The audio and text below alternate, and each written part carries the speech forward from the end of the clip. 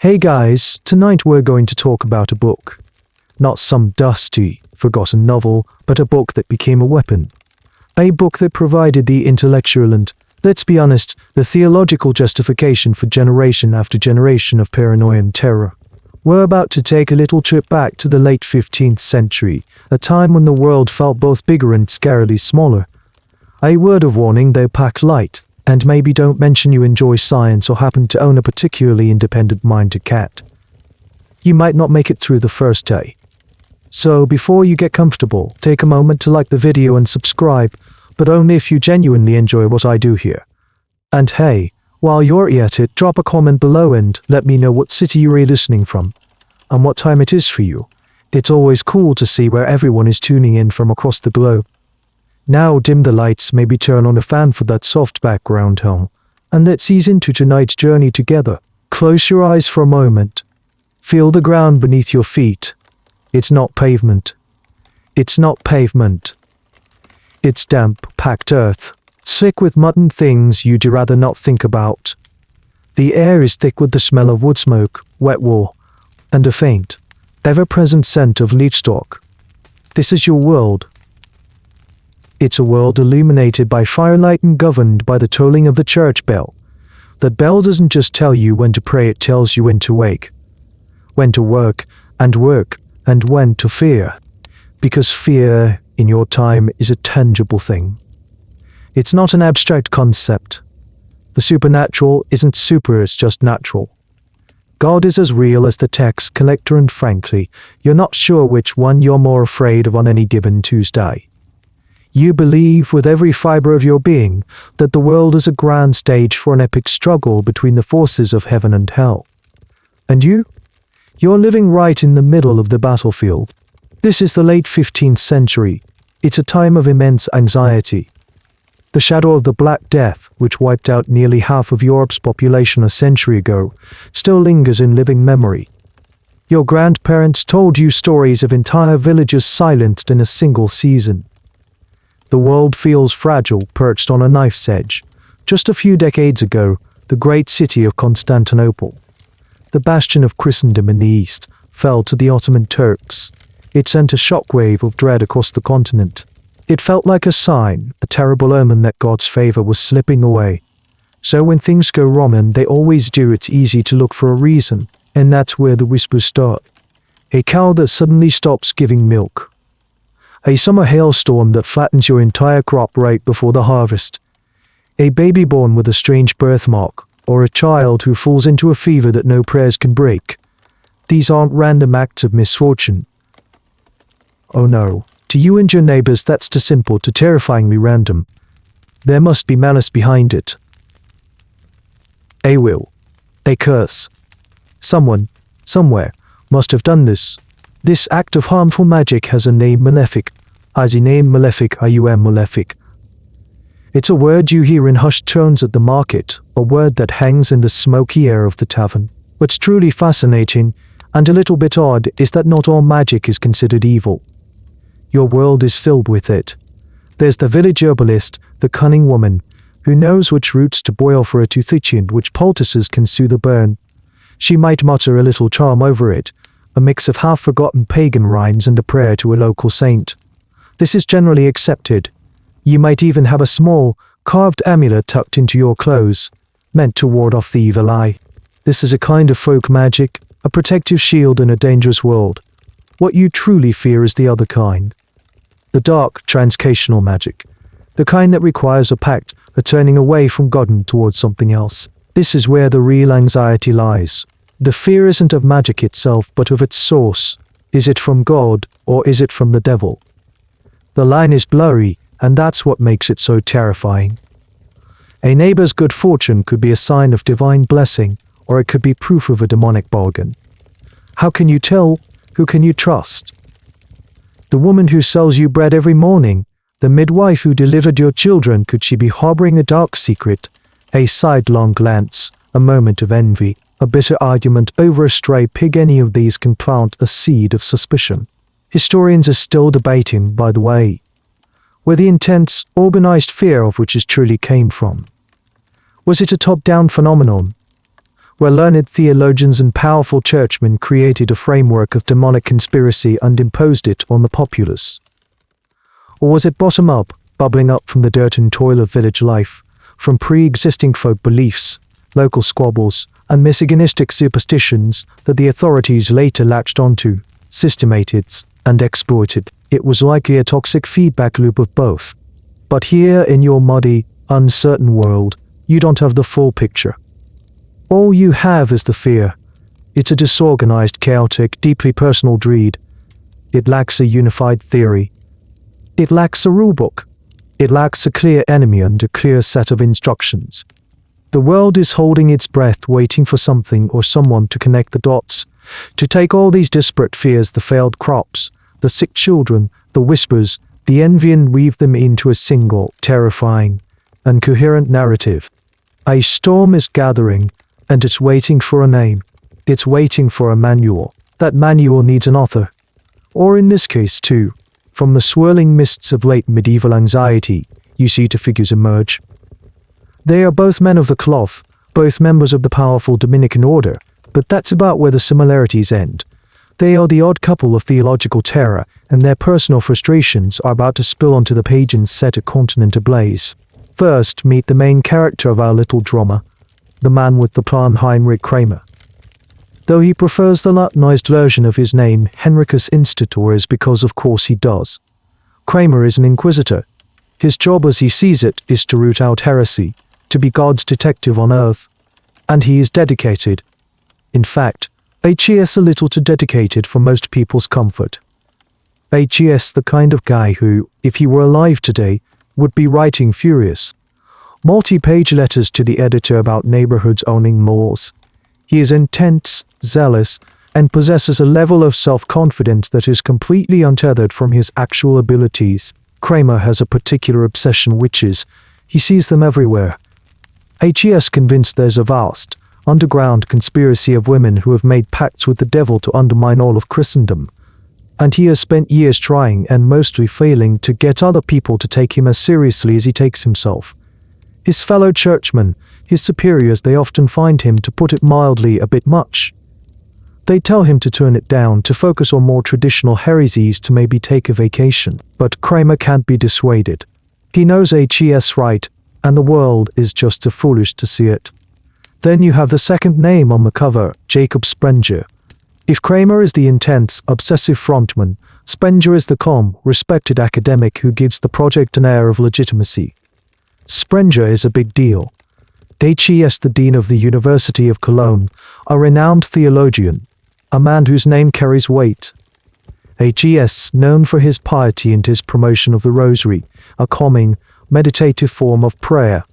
A fascinating little historical oddity, isn't it? Violent book of its time, was also a major proponent of one of Catholic's most peaceful devotions. An inquisitor obsessed with the devil's work and a theologian known for quiet prayer. What a team. Now, a crucial point that historians still argue fiercely about is how much Jacob Sprenger actually contributed to this book. Was he a willing, unequal partner? Did Kramer, the master of self-promotion, essentially write the whole thing and just slap his respected colleague's name on the cover to boost sales and credibility? The text itself sometimes feels schizophrenic, with sections of dry, scholastic argumentation mixed with Kramer's lurid, almost frantic obsession with diabolical details. Some scholars believe you can literally feel the two different personalities clashing on the page. Others think Sprenger's involvement was minimal, perhaps just a brief consultation or an endorsement that Kramer blew way out of proportion. Regardless, Kramer needed Sprenger, or at least his name, because Kramer had just suffered a massive, deeply personal, and very public humiliation. And a bruised ego is a powerful ink. Let's travel to the year 1485 to the picturesque city of Indrex.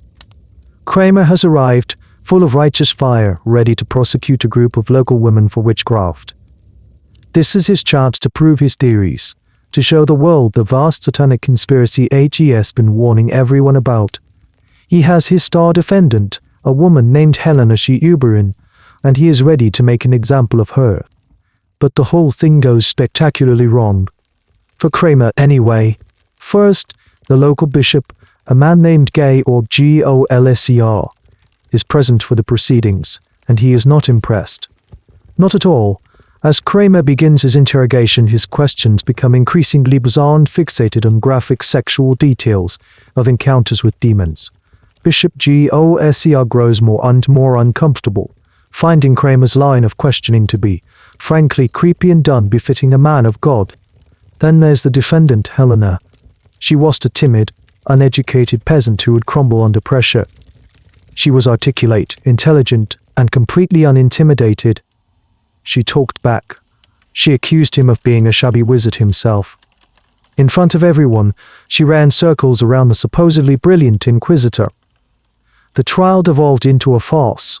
Kramer wasn't just losing the case, he was getting publicly roasted by the woman he was trying to condemn. The end result was a disaster for him. The bishop, fed up with the whole spectacle, suspended the trial. He not only let the accused women go free, but he basically told Kramer to pack his bags and get out his diocese, even writing a letter to a friend complaining about this troublesome inquisitor and his senile obsession with female matters. This is the key. This is the failure that lights the fuse. Kramer, utterly humiliated, skulks away from Indrax with his tail between his legs. He was laughed out of court. His authority was questioned, his expertise mocked. He couldn't get a conviction because the local authorities didn't follow his rules. So he decides, HES going to write the rules himself. HES going to write a book so comprehensive, so theologically dense, so legally airtight that no pesky bishop, no sharp-tongued woman, no skeptical local magistrate will ever be able to challenge him again.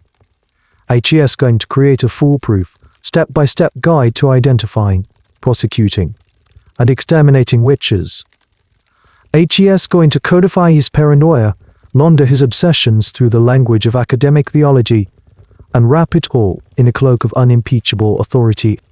He's not just writing a book. He's crafting his revenge. The sting of that humiliation in Indrax is still fresh. It's a raw, festering wound in Kramer's ego. Imagine him, riding away from the city, the laughter of the courtroom and the dismissive wave of the bishop replaying in his mind. HES not just angry, HES incandescent with a sense of righteous purpose. They didn't understand. They were blind. The bishop was a fool. And that woman, Helena, was clearly a witch of immense power to have so thoroughly bewitched the court. He wasn't wrong, the system was. So he sets to work. He channels all that bitter energy into his magnum opus. But before we get to the book itself, let's zoom in on that pivotal moment. That one failed trial. Because it's the perfect microcosm of the battle Kramer was fighting, not just with supposed witches, but with the established order. Picture yourself in that courtroom in Indrax in 1000. For 185th, it's not a grand, imposing chamber. It's probably a drafty hall smelling of old stone and anxious sweat. On one side, you have Heinrich Kramer, robed and severe, clutching his notes, his face a mask of grim determination. He represents a new, terrifyingly focused strain of thought, the idea of witchcraft as an organized, apocalyptic heresy, a direct rebellion against God orchestrated by the devil himself. On the other side you have the accused. Women like Helena Shiuberind. They aren't cowering. They're locals. They have families, reputations. They look at this outsider, this strange, intense man from out of town, and they don't see a holy inquisitor. They see a bully and a crank. And in the middle, you have Bishop Gay or G or LSCR. He's the establishment. HES a man of the church, yes, but he's also a pragmatist. He believes in the devil, sure, but his understanding of spiritual matters is more traditional. He's more concerned with maintaining order, with proper procedure, with the pastoral care of his flock. HES not looking for a satanic conspiracy behind every barn door. The trial begins and Kramer starts laying out his case. But it immediately gets weird. He's not just asking, did you curse your neighbor's cow? HES asking things like, describe in detail how you consecrated yourself to the demon who is your incubus. HES obsessed with the sexual component of the demonic pact, a cornerstone of his theory. He believes witches have carnal relations with devils, that they attend Sabbaths where unspeakable orgies occur. For Bishop Goser, this is just bizarre. It's unseemly. It's prurient. It has the distinct ring of a man who has spent far too much time alone in a library thinking about things he shouldn't be. The local legal experts advising the bishop are equally perplexed. Their legal tradition requires evidence. You know, things like witnesses who saw the accused muttering a curse, or proof of tangible harm. Kramer's evidence is all spectral. Things that happen in the dark, things that, by their very nature, leave no physical trace, and Helena Schuberin, the main defendant, is just not having it. When Kramer accuses her of witchcraft, she fires right back. The court records, or at least the accounts we have of them, are amazing. She allegedly called him an evil man and suggested he should be the one exorcised. She cleverly turned his own logic against him, making him look foolish and obsessive. She essentially put the Inquisitor on trial. Here's a fantastic little detail that shows the clash of worldviews. At one point, Kramer, in his frustration, might have resorted to a common inquisitorial tactic, trying to intimidate the accused into a confession by threatening them, implying that their immortal soul was at stake. But Bishop Gio LSER's intervention was key. He saw not a righteous pursuit of heresy, but a man badgering and abusing local citizens. He saw a breakdown of due process. From his perspective, Kramer was the disruptive force, not the accused witches. Kramer was the one sowing discordant chaos in his well-ordered diocese. This clash between Kramer's demonological theories and established legal practice is crucial. For centuries, accusations of magic were often handled at a level, sometimes with a fine, sometimes with public penance. It was a crime, yes, but it was on the same level as theft or assault. Kramer was trying to elevate it to the level of high treason against God, the single worst crime imaginable. The Indrix court wasn't ready for that leap. They were still operating on the old software. So the bishop pulls the plug. He declares the proceedings void due to Kramer's procedural errors and his clear personal animosity toward the defendants. He dissolves the trial. He sends everyone home. Kramer is left standing there, his grand theories in tatters, his authority completely undermined. This is the failure that fuels the creation of the Hammer of Witches. He realized that to win his war, he couldn't rely on persuading people like Bishop Gio LSER. He had to go over their heads. He needed a weapon that would give him, and men like him, the ultimate authority. He needed a text that would become the new standard, a book that would tell every judge, every prince, and every priest exactly what witchcraft was, why it was the greatest of all sins, and precisely how to prove it even when there was no proof at all. Historians still puzzle over the specifics of the Indrix trial. The surviving documents are fragmented, and some accounts may be biased.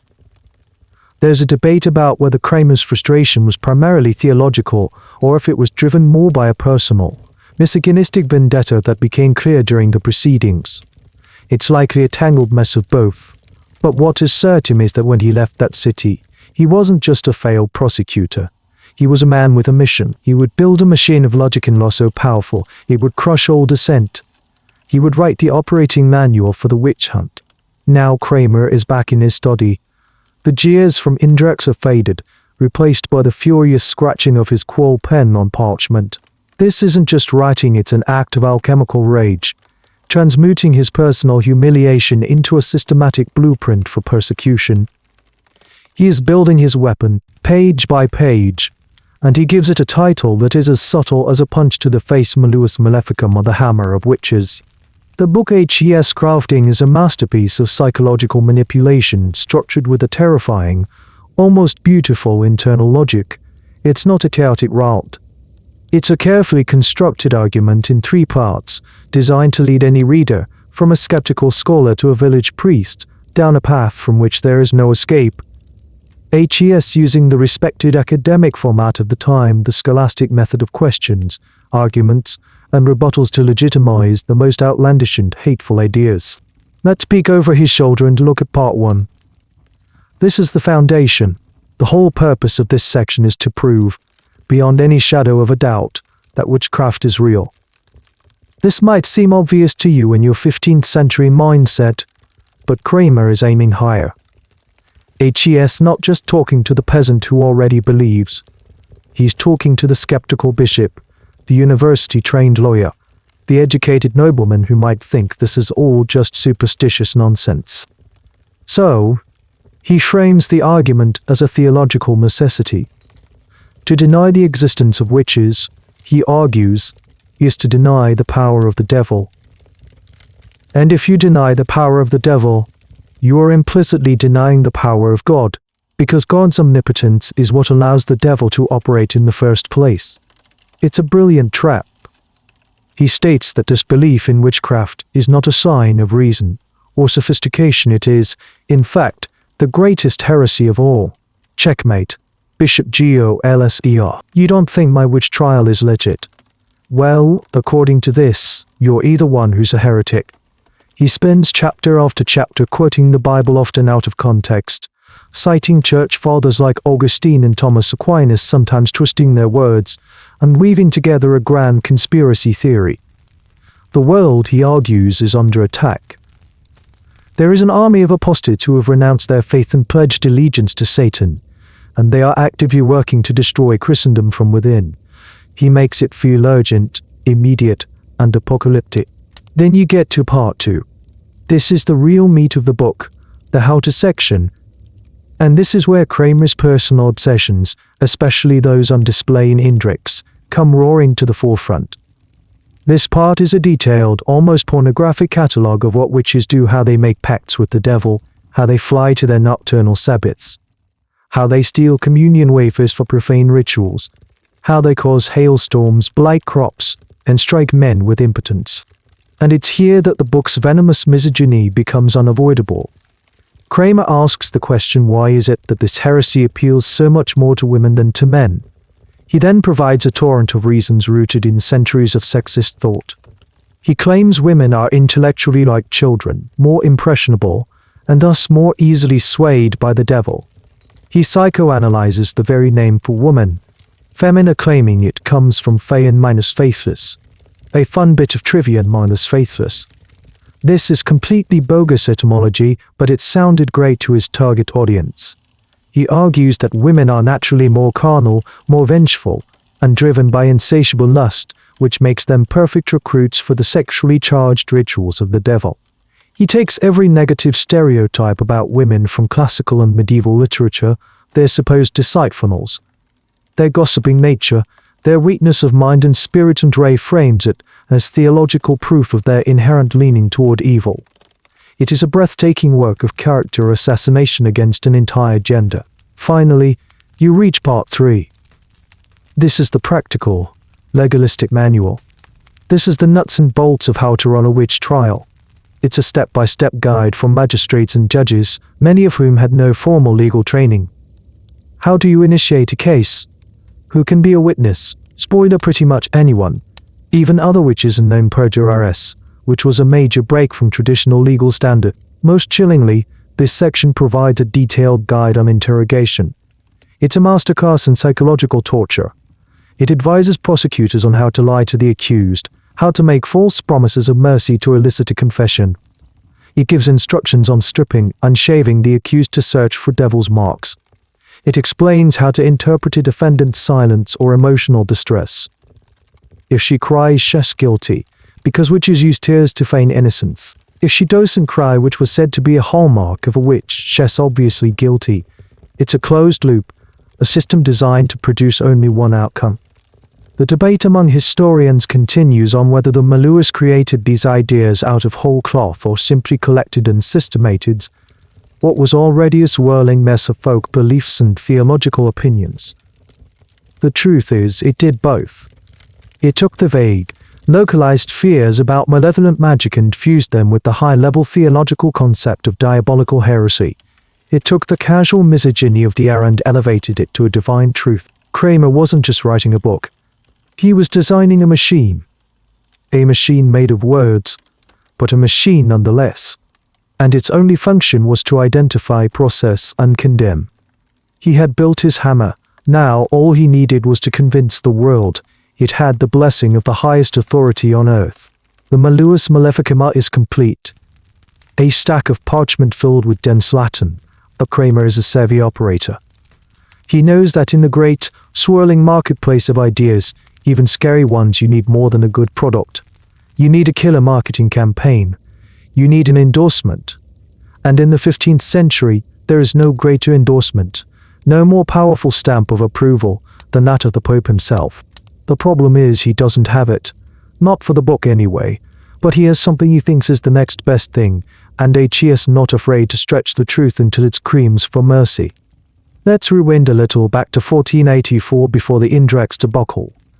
Kramer and his partner in name Sprenger had already been working as inquisitors in Germany. And like many officials, they had run into local resistance. Clergy and secular authorities were questioning their jurisdiction, dragging their feet, and generally making their witch-hunting duties difficult. So, they did what any ambitious bureaucrat would do. They went to the head office. They appealed to the newly elected Pope Innocent V II in Rome. They laid out their problems, complaining that local powers were impeding their holy work. The Pope, likely seeing this as a simple administrative issue of insubordination, issued what is known as a papal bull. This document, titled Serene with the highest ardor, was essentially a letter of support. It confirmed that yes, Kramer and Sprenger were indeed authorized inquisitors, and it chastised the local German authorities for getting in their way. It also, crucially, gave a brief, standard description of the kinds of witchcraft that Kramer and Sprenger had reported were happening in those regions, people harming livestock, blighting vineyards, and afflicting men and women with pains. For the Pope, this was probably just another piece of paper in a busy day. He was confirming the authority of his agents.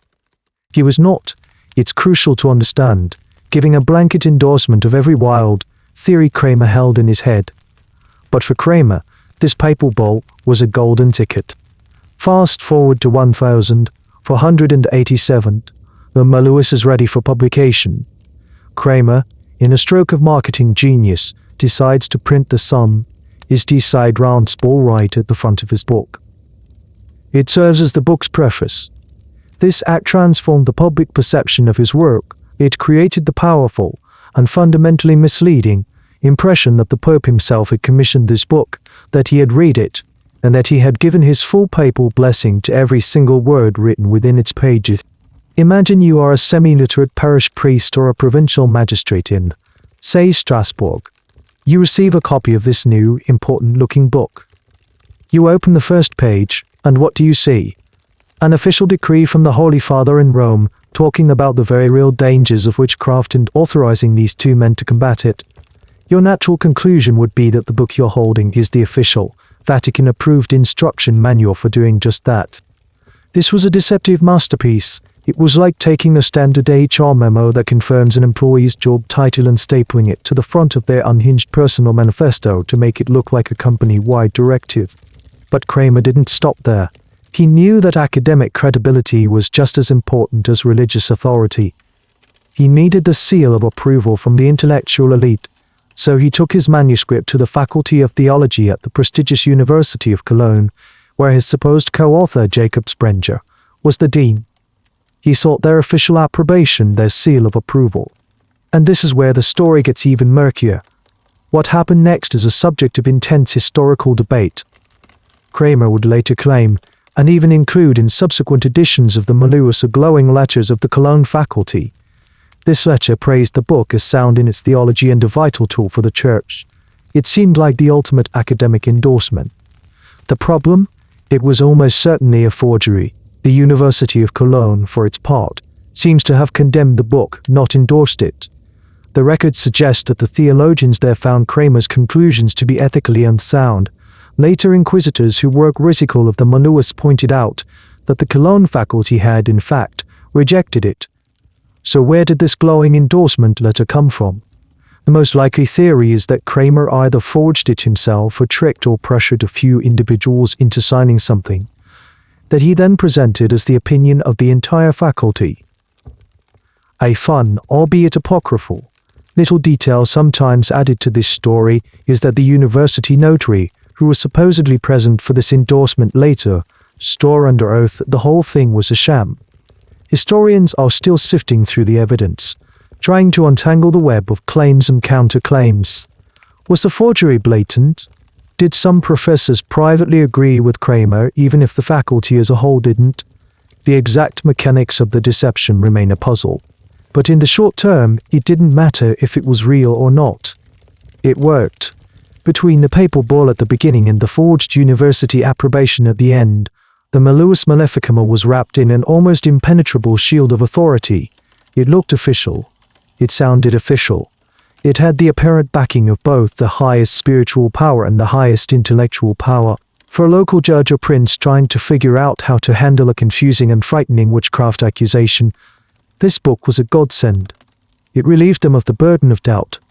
It wasn't just some crazy monk's opinion, it was, as far as they could tell, the law of the church and the wisdom of the academy, all bound together in one convenient, terrifying volume. The book is written. It's been given a false cloak of authority. But in another era, it might have ended there a dense, hateful manuscript copied by a few dozen monks, read by a handful of scholars, and ultimately relegated to a dusty library shelf. It might have been a footnote, a historical curiosity. But Kramer and his terrible creation had a secret weapon. A piece of technology so new and so powerful that it would change the world and amplify his message beyond his wildest dream. That weapon was the printing press. Johannes Gutenberg's invention was only a few decades old, but it was already reshaping the landscape of information in Europe. Before this, books were luxury items. Each one was painstakingly copied by hand, a process that could take months or even years. They were rare, expensive, and accessible only to the church and the ultra-wealthy. Information moved at the speed of a tired monk with a quill pen.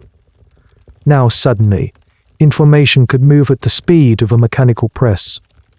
You could produce hundreds, even thousands of identical copies of a text in the time it used to take to make one. This was a revolution as profound as the internet. And the Malleus Maleficarum was perfectly poised to ride the first great wave of this information revolution. It became, in a very real sense, one of the world's first viral bestsellers. Let's put you on the ground in a town like Mainz or Nuremberg, one of the early centers of printing. You walk down a busy street, and instead of just the usual sounds of hammers on anvils and merchants hawking their wares, you hear a new sound, the rhythmic, clanking groan of a printing press. It's the sound of knowledge being duplicated. You see stacks of paper, workers moving with a hurried, greasy efficiency. They aren't just printing Bibles or classical poetry. They're printing pamphlets, woodcut illustrations and sensationalist broadsheets about recent battles, monstrous births or comets appearing in the sky. This is the media environment into which the Malleus is born. It's an environment of rapid, unregulated information sharing, where sensationalism sells. And the Malleus was nothing if not sensational. It was the ultimate true crime story, a theological horror novel, and a practical self-help guide for a paranoid age, all rolled into one. Between 1487 and 1520, the Malleus Maleficarum went through at least 13 editions. After a brief lull, it came roaring back in the later 16th and 17th centuries, with another 16 editions being printed as the great witch hunts reached their fever pitch. It spread from Germany to France, Italy, Spain, and even, eventually, to England. It became an essential part of any serious magistrate's or theologian's library. The printing press did two terrifying things for the Malleus first. It standardized the panic. Before, a witch story in a village in the Black Forest might be completely different from one in a Swiss valley. The beliefs were local, fragmented, and inconsistent. Suddenly, a judge in France was reading the exact same lurid descriptions of demonic pacts and witches' sabbaths as a priest in Bavaria. It created a unified, continental canon of fear. It gave everyone the same script. The press took Kramer's private obsessions and broadcast them in thousands of identical, authoritative copies, creating a dangerous feedback loop. The more books were printed, the more people believed in this specific, systemated version of witchcraft. The more they believed, the more they saw evidence of it around them, which in turn fueled more trials, more demand for the book, and more printings. Second, the press lent the book a new kind of visual authority. A handwritten manuscript can have errors, it feels personal and fallible. But a printed book with its sharp, uniform black letters, its title page, its organized chapters, it looks immutable. It looks like truth. The medium itself was part of the message. The very act of printing it gave its contents a weight and a seriousness they might not have otherwise carried. Here's a curious little detail about early printing. Many early printed books, including the Malleus, were designed to look like manuscripts.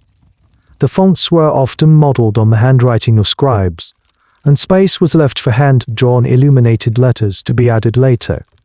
It was a transitional period where the new technology was still wearing the clothes of the old. This might have helped its reception, making this revolutionary new object feel familiar and traditional. Of course, the role of the printing press in the witch hunts is another area where historians love to argue. Some scholars argue that the Malleus' importance has been overstated, that it was just one of many anti-witchcraft treatises, and that the real drivers of the hunts were local social and economic tensions.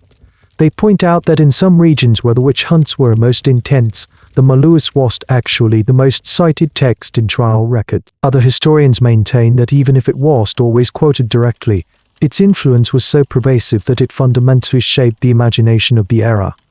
It set the terms of the debate. It created the intellectual and legal framework that made the large-scale hunts possible, even for those who never read it firsthand. It poisoned the well of an entire culture. What is undeniable is that the marriage of this toxic text with this revolutionary technology was a world-changing event. The printing press, the great engine of the Renaissance and the Reformation, the tool that would spread the words of humanists and reformers, also became the vector for a plague of fear. It ensured that Kramer's hammer would not just strike in one courtroom and index it would fall, again and again, all across the continent for the next 200 years. So the book is out there. It's spreading like a contagion thanks to the printing press, and its authoritative packaging is convincing everyone to take it seriously. Now, let's get to the dark heart of the matter, the question that beats on every page of the Malleus Maleficarum are why women? Why did this entire sprawling, paranoid cosmology of evil center so intensely, so obsessively on them? As you flip through the pages of your newly acquired copy of the Malleus, perhaps by the flickering light of a tallow candle, you define that Kramer and Sprenger don't shy away from this question. They tackle it head-on in Part 1, Chapter 6, with a title that leaves no room for ambiguity: why it is that women are chiefly addicted to evil superstitions. The answer they provide is a breathtaking compilation of centuries of misogyny, dressed up in the robes of theological argument. It's not just that they think women are more likely to be witches, they argue that the very nature of womanhood makes them uniquely suited for this particular brand of damnation. First, Kramer argues, it all comes down to a fundamental flaw in their creation. He gets right back to basics. The book of Genesis. Eve was created from Adam's rib, a bent rib, and as a result, women are spiritually crooked, imperfect creatures who can never quite follow a straight path. Eve was also the first to be tempted by the serpent, and the first to tempt Adam. Therefore, he concludes with triumphant logic, it's in their very nature to be deceived and to deceive others. This original sin isn't just a shared human condition for Kramer, it's a permanent, gender-specific stain. Then he moves from theology to what he considers biology to what he considers biology and psychology. Women, he states with the confidence of a modern-day wellness guru selling crystals, are intellectually inferior. He calls them mentally like children. They are more credulous, more impressionable, and lack the rational fortitude of men. This makes them easy prey for the devil's whisperings. He can offer them power, revenge, or knowledge, and their simple minds, he claims, are unable to resist the temptation. But it gets worse. Kramer's deepest obsession seems to be with what he perceives as a woman's insatiable carnal lust. This is a point he returns to again and again with a discomforting, almost feverish energy. He writes, and you read, that all witchcraft comes from carnal lust, which is in women insatiable. He paints a lurid picture of women so desperate for physical gratification that they will gladly turn to demons and incubi when mortal men fail to satisfy them. This sexual anxiety is threaded through the entire book. The witch's Sabbath is presented not just as a blasphemous ritual, but as a massive, demonic orgy. The pact with the devil is often sealed with sexual union. This hypersexualization of witchcraft served a dual purpose. It made the threats seem more titillating and shocking to his readers, and it tapped into a deep well of societal anxiety and fear surrounding female sexuality, which was poorly understood and heavily controlled. A truly bizarre little detail that illustrates this is Kramer's specific act of magic, the theft of male members. He includes a whole chapter on how witches can, through illusion, make it appear as though a man's generative organ has been completely removed from his body. He even recounts a story of a man who, seeking to be cured, was told by a witch to climb a tree where she kept a nest full of stolen members. When he tried to take the biggest one, the witch stopped him, saying it belonged to a local parish priest. Yes, you heard that right. It's in the book. It's a passage so strange that for centuries people thought it must be a joke or a mistranslation. It wasn't. It speaks volumes about the deep-seated sexual fears and castration anxieties that underpin the entire witch hunting phenomenon. So you have it, women are spiritually flawed, intellectually voracious. It's a trifecta of damnation, but Kramer adds another, more social layer. He points to their slippery tongues. He argues that women are naturally quarrelsome and vengeful. When they feel wronged by a neighbor who cheats them at the market, by a lover who spurns them, they lack the physical or social power to seek direct retribution. So, he claims, they turn to the only power available to them, the secret, malicious power of witchcraft. A simple argument over a fence line could, in Kramer's mind, be the catalyst for a demonic pact. The debate among modern historians is not about whether the Malleus is misogynistic, but about the sources and function of that misogyny. Was it a reflection of a widespread cultural attitude, almost pathological view held by Kramer himself? Was it a deliberate tool used to dismember women who were beginning to carve out more independent roles in society, like healers, midwives, or widows who controlled their own property?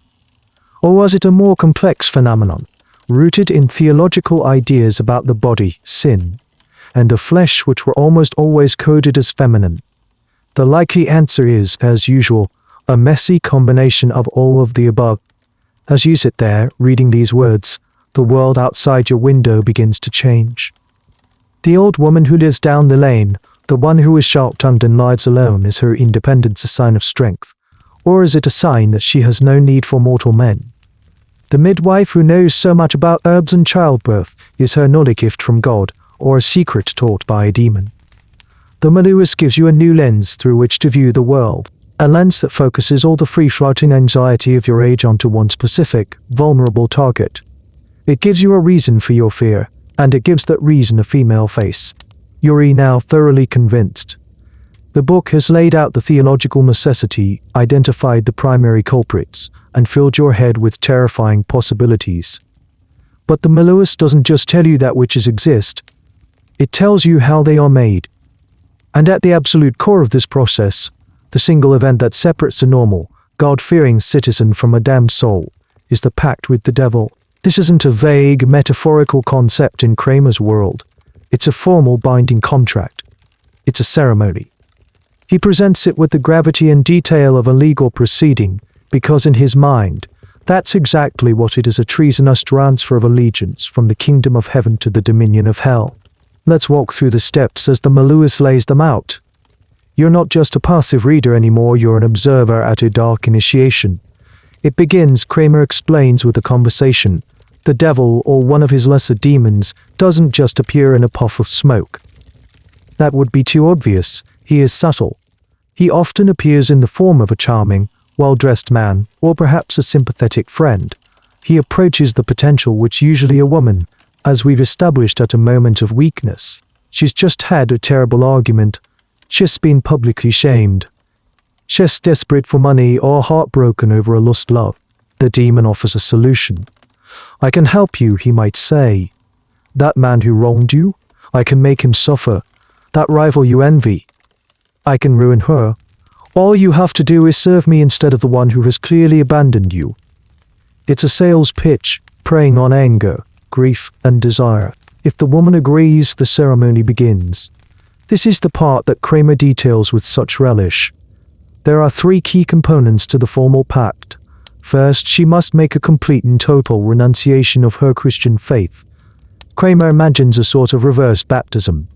The woman must verbally deny Jesus, the Virgin Mary, all the saints, and the sacraments of the Church.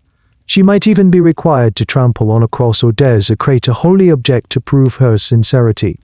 This, for Kramer, is the essential act of heresy, the crossing of a spiritual Rubicon from which there is no return. Second, she must pledge her unwavering obedience to the devil.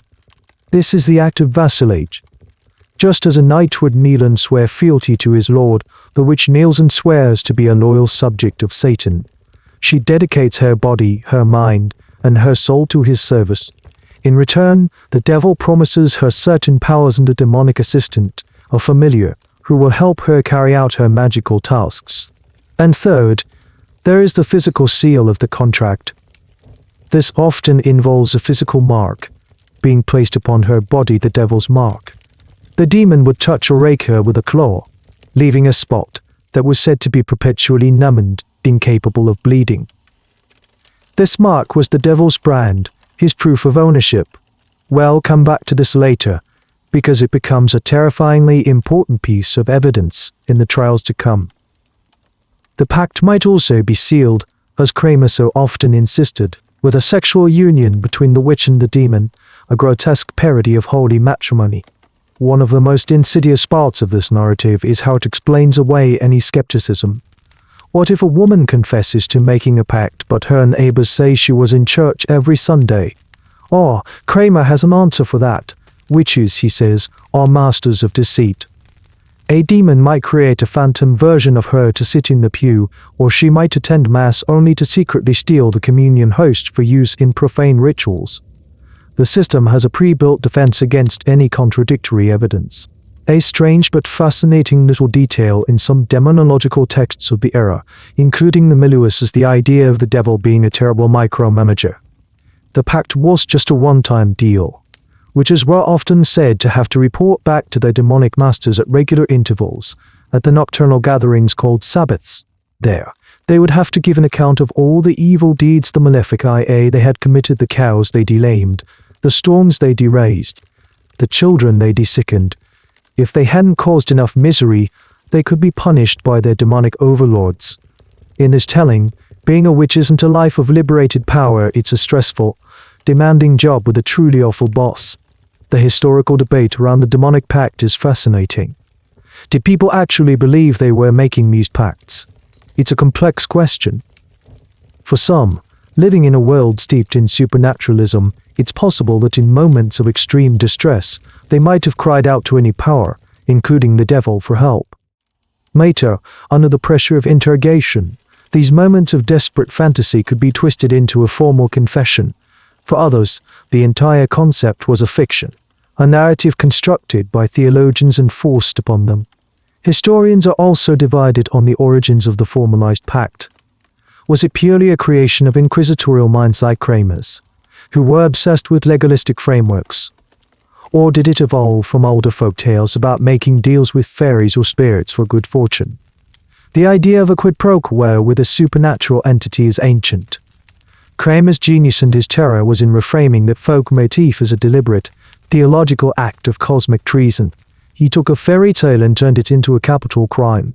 As you close the book for the night, the idea of the pact lingers in your mind. It's no longer a vague fear of curses. It's a concrete narrative. It has stages, rules, and ceremonies.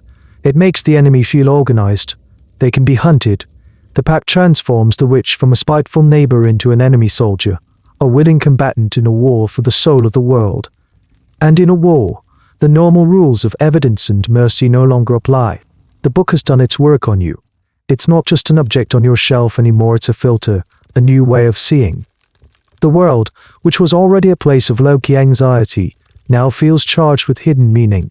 Every misfortune, every oddity, every social friction is no longer just a part of life. It's a potential clue. You have the guidebook, the field manual for identifying the enemy, and so you start to look. You walk through your village, the same muddy track you've walked 1,000 times, but now your eyes are wide open, scanning for the signs Kramer told you about. You're not just looking for evil, you're looking for the mundane things that might hide evil. There's old Elspeth. She's lived at the edge of the village for 40 years. Her back is bent, she mutters to herself, and she has a startling number of cats. Before, you might have felt a bit of pity for her or maybe just avoided her because she was a bit strange. But now the Malleus whispers in your ear, why does she live alone?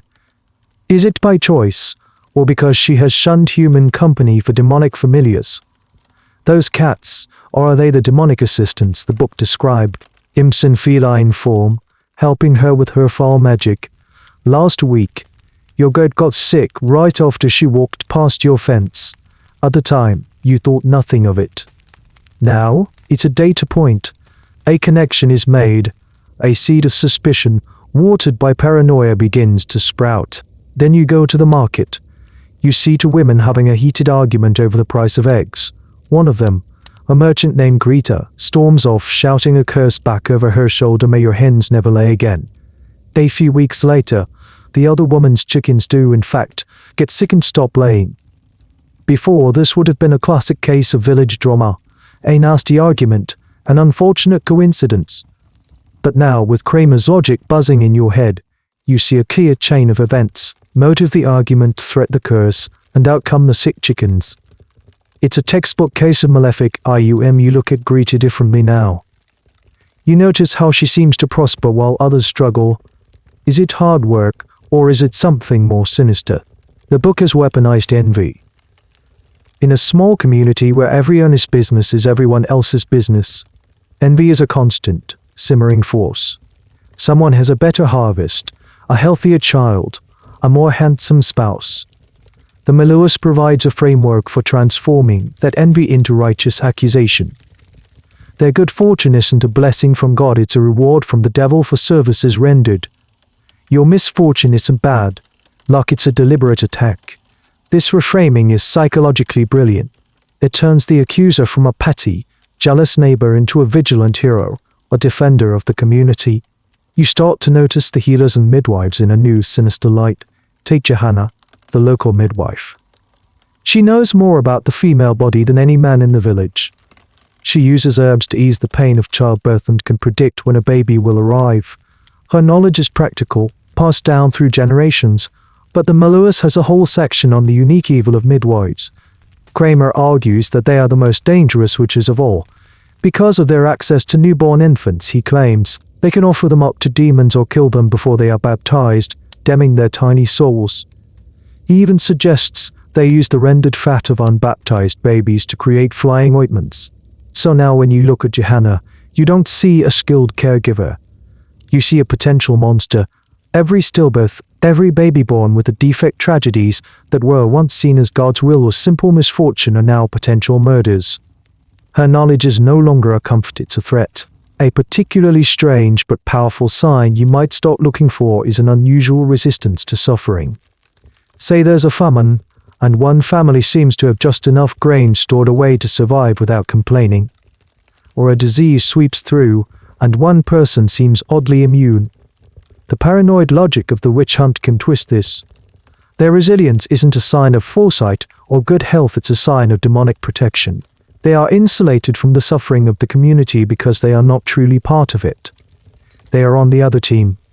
This is a cold little piece of trivia about the social psychology of panic's positive traits can be just as suspicious as negative ones when the narrative of fear takes hold. Historians often debate the role of village quarrels in the witch hunts. Some argue that the great theological and legal frameworks were just an excuse, a new set of weapons to be used in old, familiar conflicts. The accusation of witchcraft became the ultimate trump card in a long-running family feud or a dispute over land.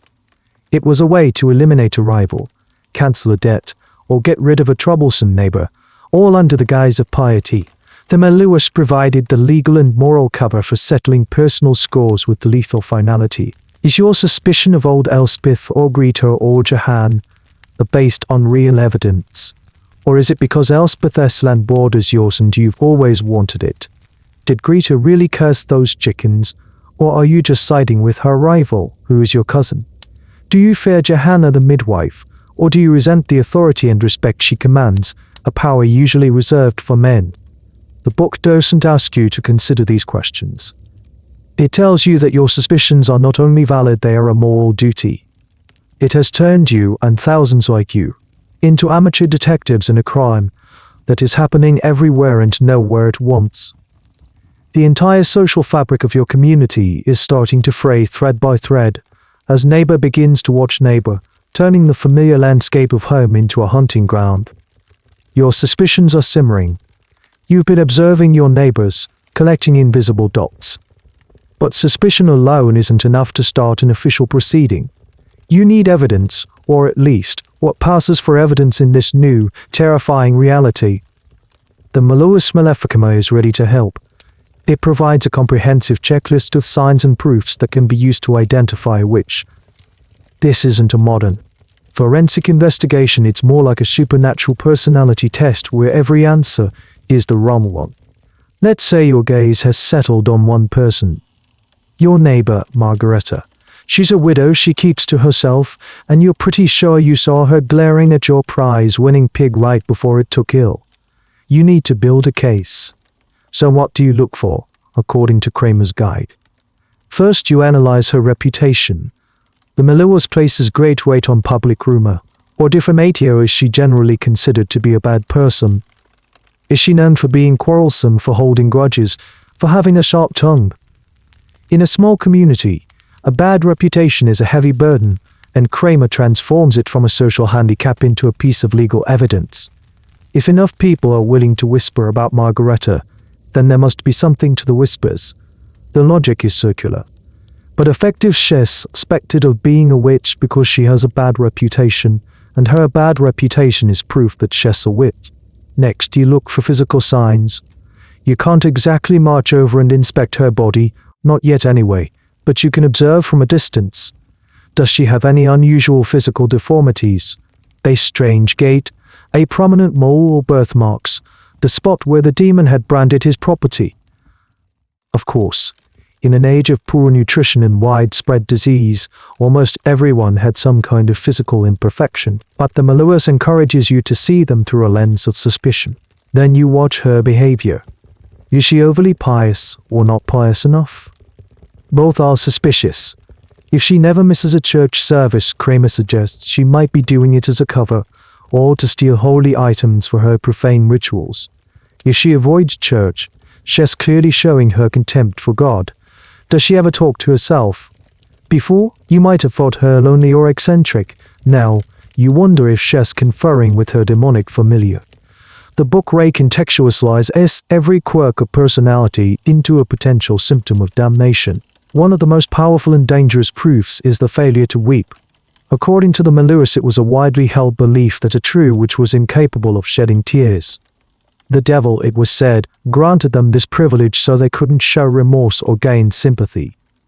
So during an interrogation, if the accused woman, terrified and overwhelmed, remains dry-eyed, it's taken as a clear sign of guilt. If she does cry, the tears are dismissed as a trick, the tears of a crocodile. It's a classic catch-22, a test designed for failure.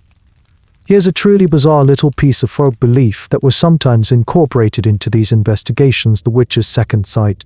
It was believed that a witch couldn't look a good Christian directly in the eye. So a test might involve a magistrate or priest staring intently at the accused. If she averts her gaze, it's because her demonic nature cannot bear to look upon a righteous soul. If she meets the stare, she's being defiant and insolent. Another hallmark of the proud and rebellious witch. There is no way to pass this test. But the most damning evidence often came from misfortune. The Malleus instructs you to look for a specific pattern, a thread followed by harm. This is the post hoc ergo propter hoc fallacy after this. Therefore, because of this, turned into a legal principle. Margareta had an argument with you about your pig. A week later, your pig is sick. To the rational mind, this is a coincidence. To the mind steeped in the Malleus, this is cause and effect. It's an open and shut case of malicious magic. Maleficarum. You are encouraged to gather testimony from other neighbors. Did anyone else have a run-in with Margareta right before their cow went dry, or their child fell ill, or a patch of their thatch roof blew off in a storm? Once you start looking for these connections, you find them everywhere. The human brain is a pattern recognition machine, and when primed by fear, it will find patterns even in random noise. Every single negative event that has happened in the village for the past 5 years can now be potentially linked back to this one woman. The Malleus provides the framework, and the collective anxiety of the community provides the data. Historians are still debating the source of these signs. How many were invented by theologians like Kramer, and how many were drawn from pre-existing folklore? The inability to cry, for example, seems to be an old folk belief that Kramer and others codified into their legal manuals. The devil's mark is a theological concept. The threat followed by harm is a universal human fallacy. The Malleus was so effective because it blended the high magic of demonology with the low magic of village superstition, creating a hybrid monster that felt both academically sound and intuitively true to people at all levels of society. You now have your list. Margareta has a bad reputation. She has a strange mole on her neck. She talks to her cat. She didn't cry at her husband's funeral last year. And your pig got sick after she looked at it funny. In your mind, the case is closed. You are no longer just a suspicious neighbor. You are a witness. It is your solemn, Christian duty to report what you know. The seeds of suspicion have sprouted into a thicket of perceived evidence. You are certain your neighbor, Margareta, is a witch. But what do you do with this terrible knowledge? You're just a farmer, a baker, a common villager. You have no power to arrest her, no authority to try her.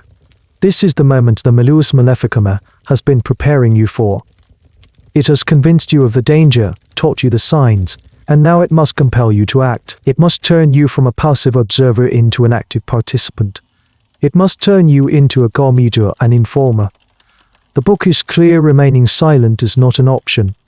Kramer argues that witchcraft is not a private sin. It's a public menace, a contagion that threatens the entire community. It's an act of high treason against God, and to know of it and not report it is to become an accomplice. You are not just snitching on a neighbor, you are defending the very fabric of Christendom. The Malleus reframes the act of informing, stripping it of its negative social connotations, unclothing it in the language of sacred duty. So you take a deep breath and go to the authorities. But who are the authorities? It could be your local parish priest, a man you've known your whole life. You pull him aside after Sunday service, your voice a nervous whisper.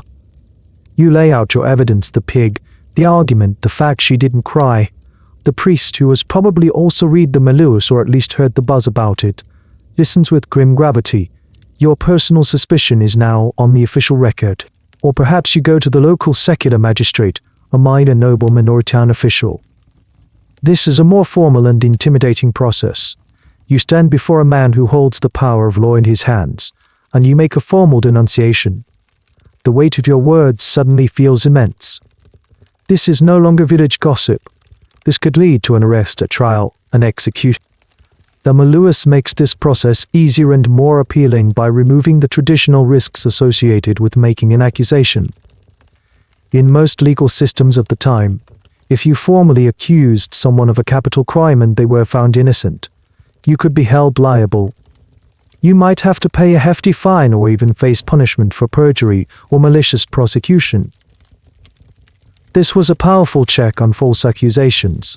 But Kramer's guide argues for sweeping this protection away in the case of witchcraft. The danger is so great, he insists, that nothing should discourage people from coming forward. He advocates for granting anonymity to accusers. This is a game changer. Suddenly, you can make a life or death accusation with no personal risk. It unleashes the darkest human impulses: envy, spite, greed without consequence. That neighbor whose land you covet, accuse him. The merchant you're in debt to, accuse him. The woman who rejected your advances, accuse her. Anonymity is a poison, and it seeps into the heart of your community, dissolving bonds of trust that have held for generations. By fascinating and chilling detail about the witch hunt economy is the role of professional witch finders. In some areas, particularly during the height of the craze, individuals could make a living by traveling from town to town, claiming to have a special skill for identifying witches.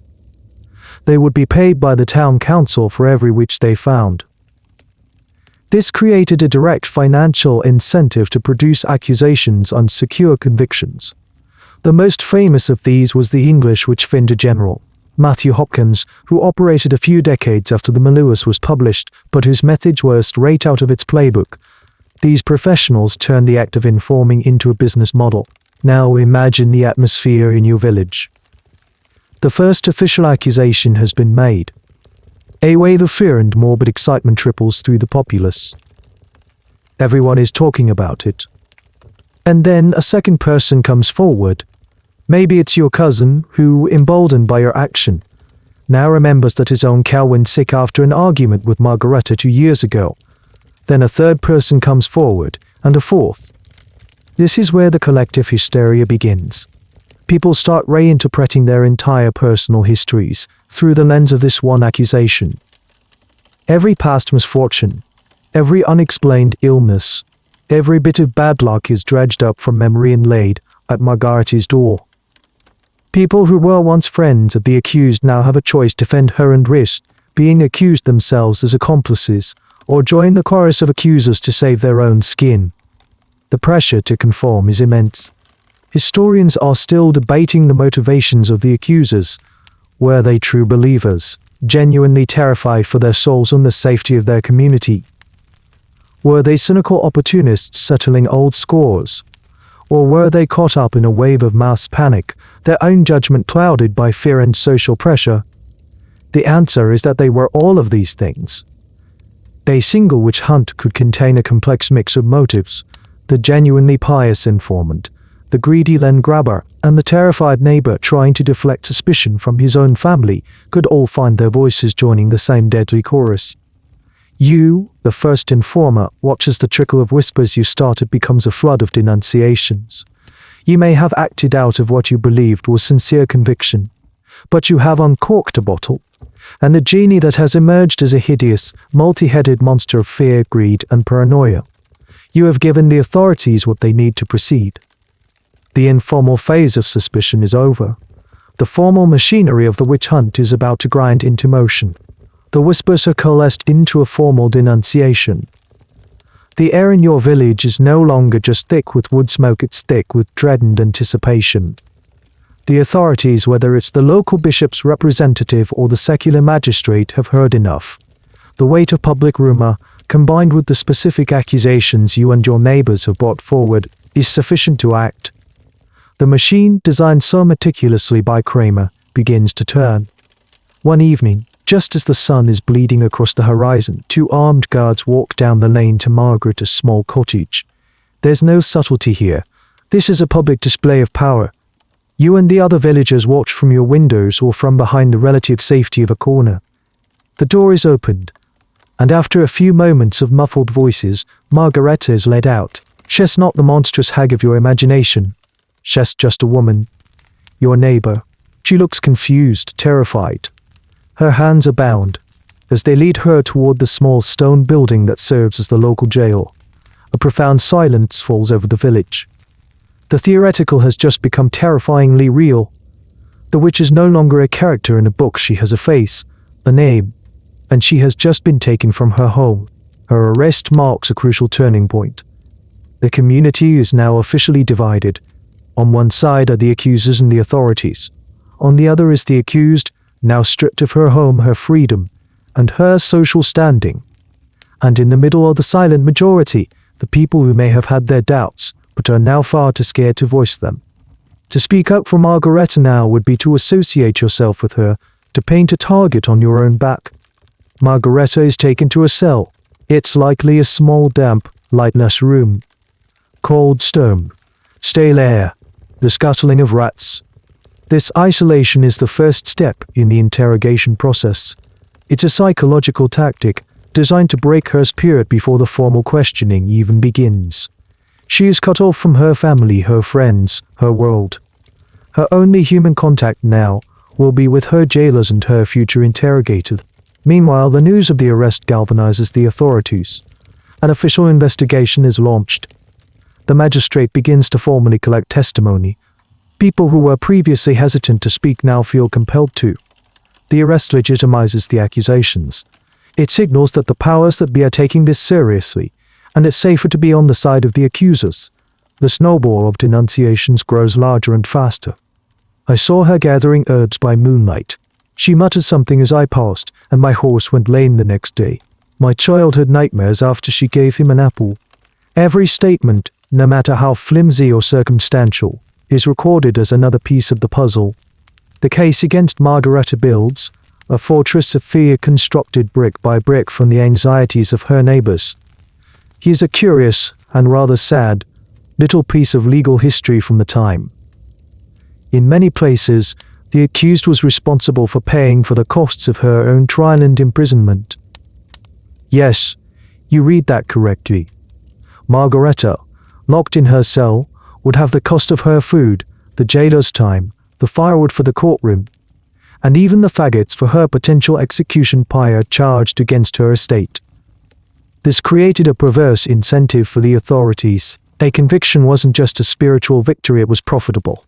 It ensured the court's expenses would be covered, with any remaining property confiscated. This economic reality often hung over the proceedings, subtly and sometimes not so subtly influencing the outcome. The Malleus Maleficarum is very specific about this next phase. It advises that the accused should be denied a legal advocate or lawyer. A normal defendant in a criminal case might have someone to speak for them, to challenge the evidence, to point out inconsistencies. But Kramer argues that any lawyer who would defend a witch is, by definition, a friend to heretics. He suggests that such lawyers should be viewed with extreme suspicion. This strips the accused of her last line of defense, facing a hostile system designed from the ground up to prove her guilt. There's a significant historical debate about how uniformly this no-lawyer rule was applied. In some regions with strong legal traditions, accused witches did have access to counsel, and records show these lawyers sometimes managed to poke holes. But in many of the more frenzied hunts, especially those in smaller territories run by a single zealous prince bishop, the Malleus' advice was followed to the letter. Back in your village, the arrest has changed you too. The abstract satisfaction of your suspicion being confirmed is now mixed with a chilling sense of reality. You see Margareta's empty cottage, the untended garden. You might feel a flicker of doubt, a pang of something that feels dangerously like guilt. Did you do the right thing? But you push it down. The entire weight of the community, the church, and the law is now behind this. To doubt now would be to doubt the entire system, to double down on your certainty. The first official charge is formally laid. It's no longer just witchcraft. It's specific. We, the court, do charge you, Margareta, with the crime of Maleficarum, for that you did, through demonic pact and sorcery, cause the pig of your neighbor to sicken, and did, with malicious intent, blight the crops of another, and are, by common rumor and evidence, a witch and a heretic. The charges read aloud, perhaps in the town square. The gauntlet has been thrown down. The stage is set for the next act, the tests and the interrogation, where the system will attempt to extract the one thing it needs to seal her fate, a confession. The formal charge hangs in the air, heavy and cold. Margareta, isolated and terrified, maintains her innocence. But her word means nothing. The system isn't interested in her defense, it's in truth. And in the world shaped by the Malleus proof is something that must be generated through a series of bizarre and cruel spectacles. The time has come for the ordealium, or trial by ordeal. These practices were ancient, predating the witch hunts by centuries. But they were repurposed with deadly enthusiasm. The underlying idea was that God himself would intervene to protect the innocent. In reality, they were brutal, pseudo-scientific tests, where the odds were stacked impossibly against the accused. One of the most infamous of these was the trial by water, or swimming the witch. You are summoned, along with the rest of the village, to the local riverbank. It's a public event, a piece of grim theater. The magistrate is there, as are the guards, the priest, and the accusers. Margareta is brought out, her hands and feet bound together, right thumb to left big toe, left thumb to right big toe. This cross-binding was thought to have some kind of magical significance, preventing the witch from using her powers. A long rope is tied around her waist, held by a man on the bank, so she can be pulled out. Theoretically, the logic of the water test, as explained by its proponents, was this: water is a pure element, used in the holy sacrament of baptism. A witch, having renounced her baptism and pledged herself to the devil, would be rejected by the pure water. Therefore, she floats. She is guilty. If she sinks, the water has accepted her, and she is innocent. You watch as she is thrown into the cold, murky water. There are two possible outcomes, both terrible. If her body, buoyed by her clothes and the air trapped within them, bobs to the surface even for a moment, a cry of guilty goes up from the crowd. She has floated. God has shown her true nature. She is pulled from the water, shivering and half drowned, but now proven to be a witch, ready for the next stage of torment. If she sinks, she is declared innocent. But she is also at the bottom of a river, with her lungs full of water and her limbs bound. The man holding the rope might be slow to pull her up. He might not pull her up at all. Often, the innocent verdict was a posthumous one. It was a test you could only pass by dying. This practice was so barbaric that even in the 15th and 16th centuries, many educated authorities, including some who believed in witchcraft, argued against it. They pointed out correctly that it had no basis in scripture or sound legal theory. The Malleus Maleficarum itself is surprisingly ambivalent about the water test, acknowledging that it's not a foolproof method and can be unreliable. Kramer, ever the legalist, preferred what he saw as more rational, evidence-based approaches like confession. However, the swimming test was incredibly popular at a local level. It was dramatic, decisive, and required no complex legal reasoning. It appealed to the common folk's desire for a clear, divine sign. It's a perfect example of how the low traditions of folk justice often ran parallel to, and sometimes completely overrode, the high theological and legal arguments of books like the Malleus of books like the Malleus of books like the Malleus. While we're on the subject of bizarre tests, let's talk about a lesser known but equally absurd one, the trial by weight. This one was based on the folk belief that witches were unnaturally light, either because they needed to be light to fly on their broomsticks, or because their souls were so shrunken and corrupted that their bodies lost substance. In some towns, they had a special witch scale. The accused would be placed on one side, and the town's official Bible or a set of holy weights would be placed on the other. If the accused weighed less than the Bible, she was deemed a witch. The opportunities for rigging such a device are, as you can imagine, almost endless. This practice was particularly popular in the Netherlands for a time. A strange little historical quirk. The use of these ordeals is a subject of ongoing historical discussion. Were they a cynical tool or way to terrify the public and the accused into submission, with the outcome predetermined, or did the people administering them genuinely believe that they were participating in a form of divine communication? It's unsettling to consider, but the evidence suggests that many, if not most, of the participants were true believers. They had complete faith that God would provide a clear verdict through the water or the scales. They saw themselves not as torturers, but as humble facilitators of a divine judgment. Back at the riverbank, let's say Margareta floats. The crowd erupts. Your own heart is pounding. You feel a strange mix of horror and vindication. See? You were right. The water itself has said so. Any lingering flicker of doubt you might have had is extinguished by this powerful, public spectacle. The community has witnessed a miracle, a direct intervention from the supernatural world that confirms their deepest fears.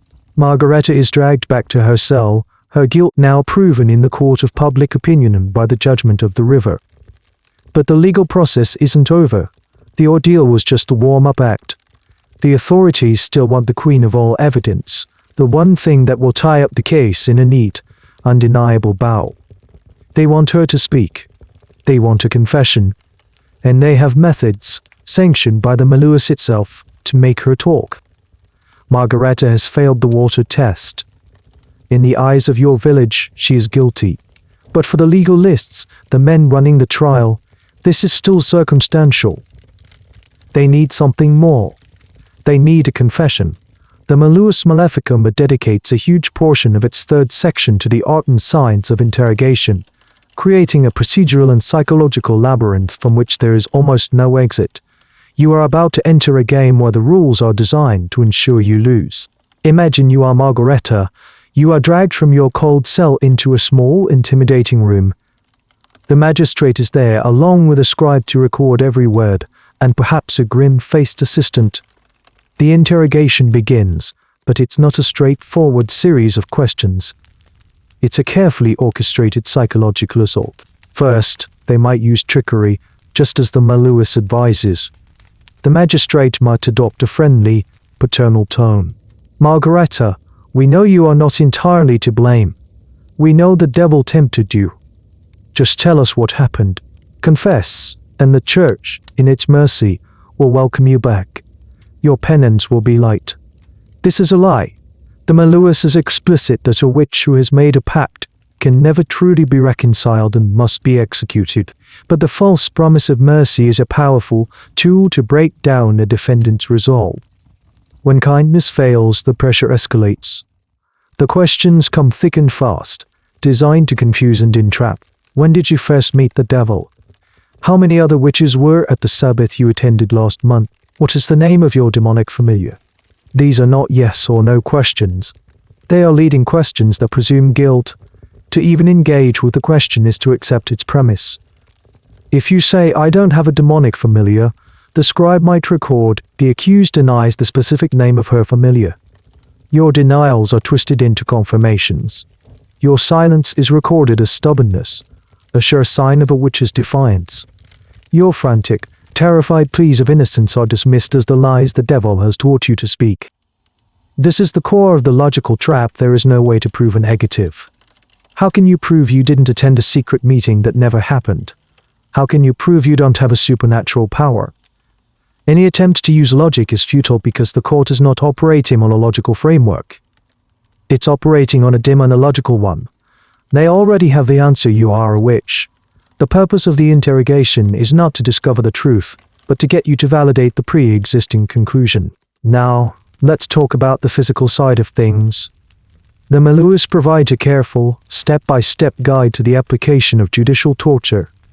It's important to note that, in the eyes of the law at the time, this was not seen as punishment.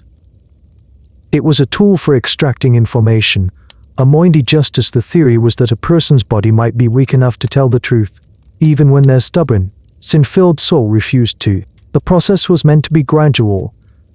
The first stage was the teritio or terror. The accused would be shown the instruments of torture.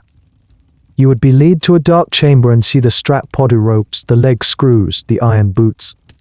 The torturer would explain, in calm, graphic detail, exactly what each tool did to a human body.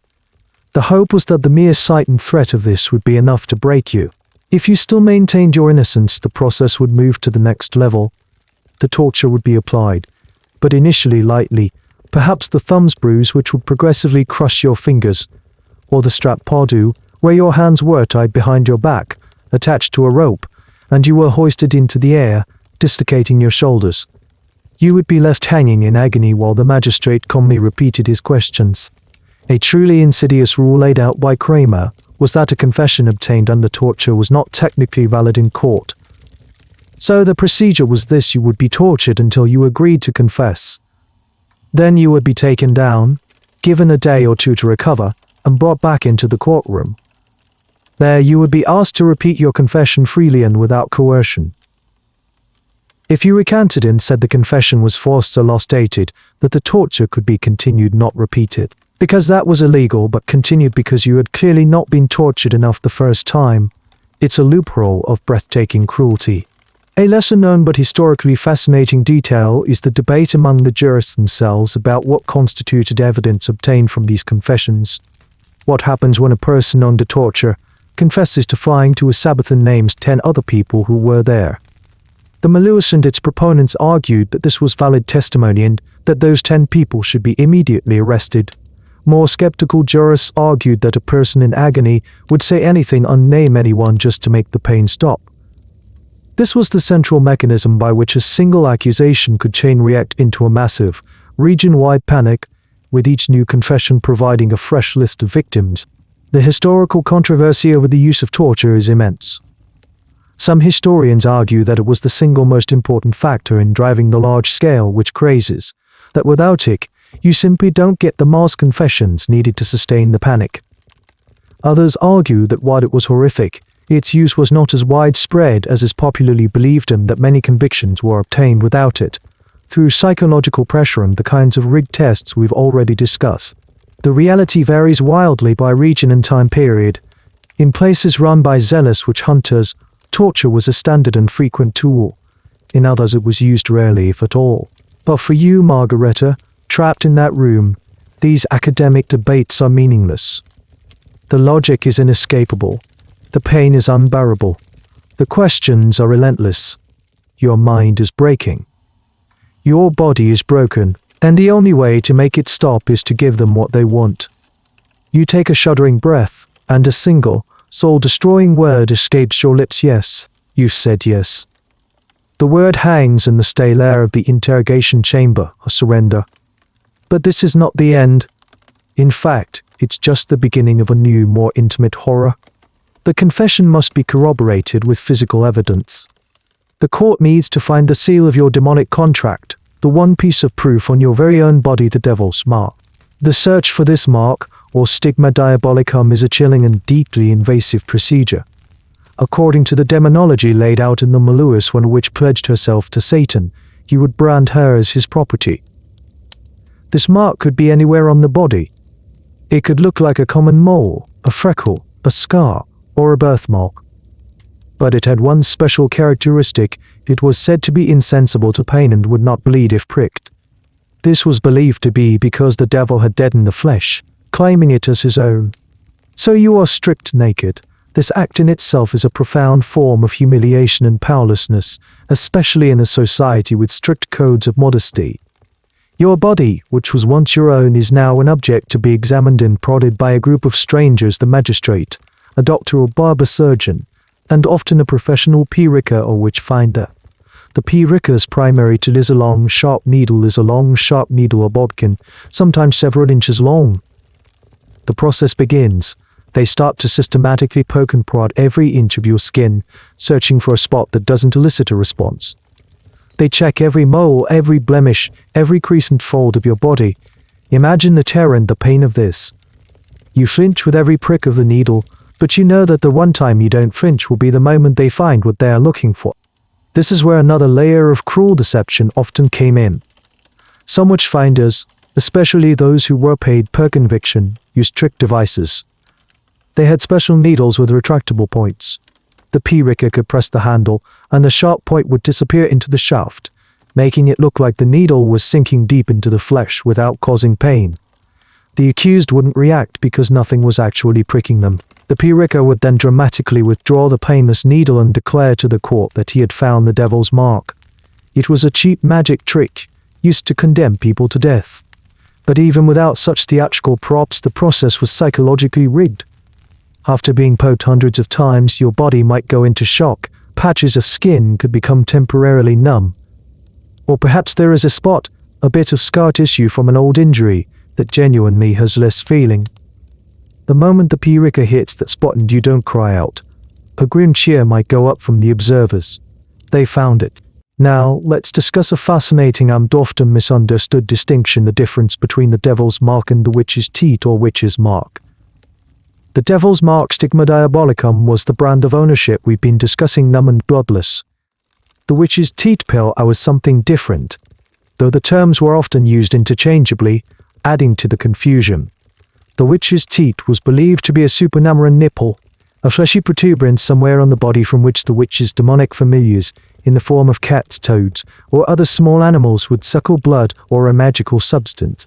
This meant that the search wasn't just for insensitive spots, but for any kind of skin tag, wart, or other common skin anomaly that could be interpreted as an extra nipple. In an era before modern dermatology, almost anyone, male or female, could be found to have something that fit this description. This concept was particularly prevalent in the English witch trials, influenced more by local folklore than by the high demonology of the Malleus. This is a great little piece of trivia that shows how witch hunting practices varied. The German inquisitor was obsessed with the invisible, painless spot, while the English magistrate was looking for a very physical, teat-like growth. The historical debate here centers on the medical reality of what was being found. Some historians and medical experts have theorized that what was sometimes identified as a witch's teat it could have been an accessory nipple, a relatively common and harmless congenital condition. Others suggest they were simply moles, polyps, or sebaceous cysts. What is certain is that common, harmless dermatological conditions were pathologized and turned into evidence of a demonic pact. A simple skin tag could become a death sentence. Back in the examination room, they believe they have found the spot. A small red mark on your back that didn't seem to bleed properly when pricked. The scribe notes the finding with satisfaction. The physical evidence now supports the confession you gave under duress. The circle of proof is complete. They also would have shaved all the hair from your body during this process. The official reason was to ensure that no marks were hidden. But it served another purpose. Rooted in folklore, it was believed that a witch's power, like Samson's, could reside in her hair. Shaving it was another way to symbolically and psychologically strip her of any perceived power or identity. You are now a confirmed witch. You have confessed under torture. You have failed a divine ordeal, the water test. And you bear the physical mark of the devil on your skin, a common mole. The legal requirements have been met. The case against you is airtight. There is only one final step in the process prescribed by the Malleus Maleficarum sentencing. The case against you, Margareta, is legally sealed. You have a confession, witness testimony, and physical proof. The outcome seems inevitable, but as the trial moves toward its conclusion, another powerful, unspoken motive begins to surface, one that the Malleus Maleficarum doesn't shout from the rooftops, but certainly enables greed. The witch hunt was not just a theological crusade, it was also a brutally efficient mechanism for wealth redistribution. Let's step back and look at your life before the accusation. You were a widow. Perhaps your husband had been a moderately successful craftsman or farmer, and you inherited his property. You owned your cottage, a small plot of land, a few animals, and maybe even had a small savings of a few silver coins tucked away. You were not rich, but you were independent. And in the 15th and 16th centuries, an independent woman with property could be seen as an anomaly, a disruption to the patriarchal order. She was also a target.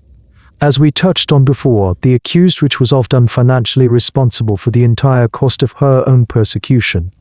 Let's follow the money. From the moment of your arrest, a ledger starts running. The food you eat in your cell, you're paying for it. The guards who watch you, their salaries are deducted from your estate. The scribe who records your confession, his fee is on your tab. The wood for the fire in the interrogation chamber, the oil for the lamps, the services of the doctor who examines you and the piercer who searches your body, it all adds up. And then there are the trial officials themselves. In many territories, the judges and the various court functionaries were entitled to a portion of the convicted witch's confiscated assets. This created a horrifying conflict of interest. The very people tasked with determining your guilt or innocence had a direct financial stake in finding you guilty. An acquittal was not just a legal loss, it was a financial one. Imagine the magistrate overseeing your case. He might be a minor nobleman with a crumbling castle and mounting debts. The conviction of a few witches with even modest property could be a huge financial windfall for him. It could pay for his daughter's dowry or a new suit of armor. This doesn't mean every judge was a cynical ghoul rubbing his hands with glee. Many were surely true believers, but the financial incentive was a powerful, corrupting undercurrent that made it much easier to resolve any lingering doubts in favor of a guilty verdict. Now the final bill comes due. The cost of the execution itself, the executioner's fee, the faggots for the pyre, the rope to bind you, the tar to make the fire burn hotter. In some chillingly bureaucratic cases, detailed invoices for these expenses have survived, sent to the condemned person's family after the fact. One of the most macabre little details from the era is the existence of what were called celebratory feasts for the judges and officials after a successful conviction and execution, all paid for from the dead woman's estate. The Malleus Maleficarum doesn't explicitly frame witch hunting as a get-rich-quick scheme, but it creates the perfect conditions for it to become one. By defining witchcraft as the ultimate crime, high treason against God, it justifies the ultimate punishment, not just death, but the complete annihilation of the person's legal and social existence, including the seizure of all their property. Normal inheritance laws were avoided. Your children would receive nothing. The family line was dispossessed, punished for your sins. This economic engine helps explain why the accusations sometimes targeted not just the poor, solitary old women of popular imagination, but also prosperous merchants, respected councilmen's wives, and anyone whose wealth might be coveted. The Prince Archbishop who presided over it used the confiscated wealth to pay off the diocese's massive debts. The historical debate on the economic motives is of course lively. Some Marxist historians have argued that the witch hunts were essentially a form of class warfare, a way for the ruling elite to terrorize the peasantry and expropriate common lands and property. Other scholars argue that this is too simplistic, that the genuine religious and social anxieties were the primary drivers and that the economic benefits were, albeit welcome consequence for the authorities. The truth is likely that the motives were deeply entangled.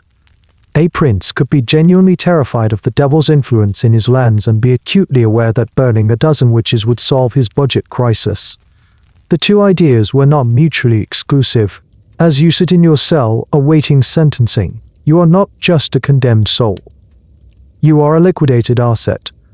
Your life's work, your husband's legacy, your children's inheritance, it's all being itemized and prepared for seizure.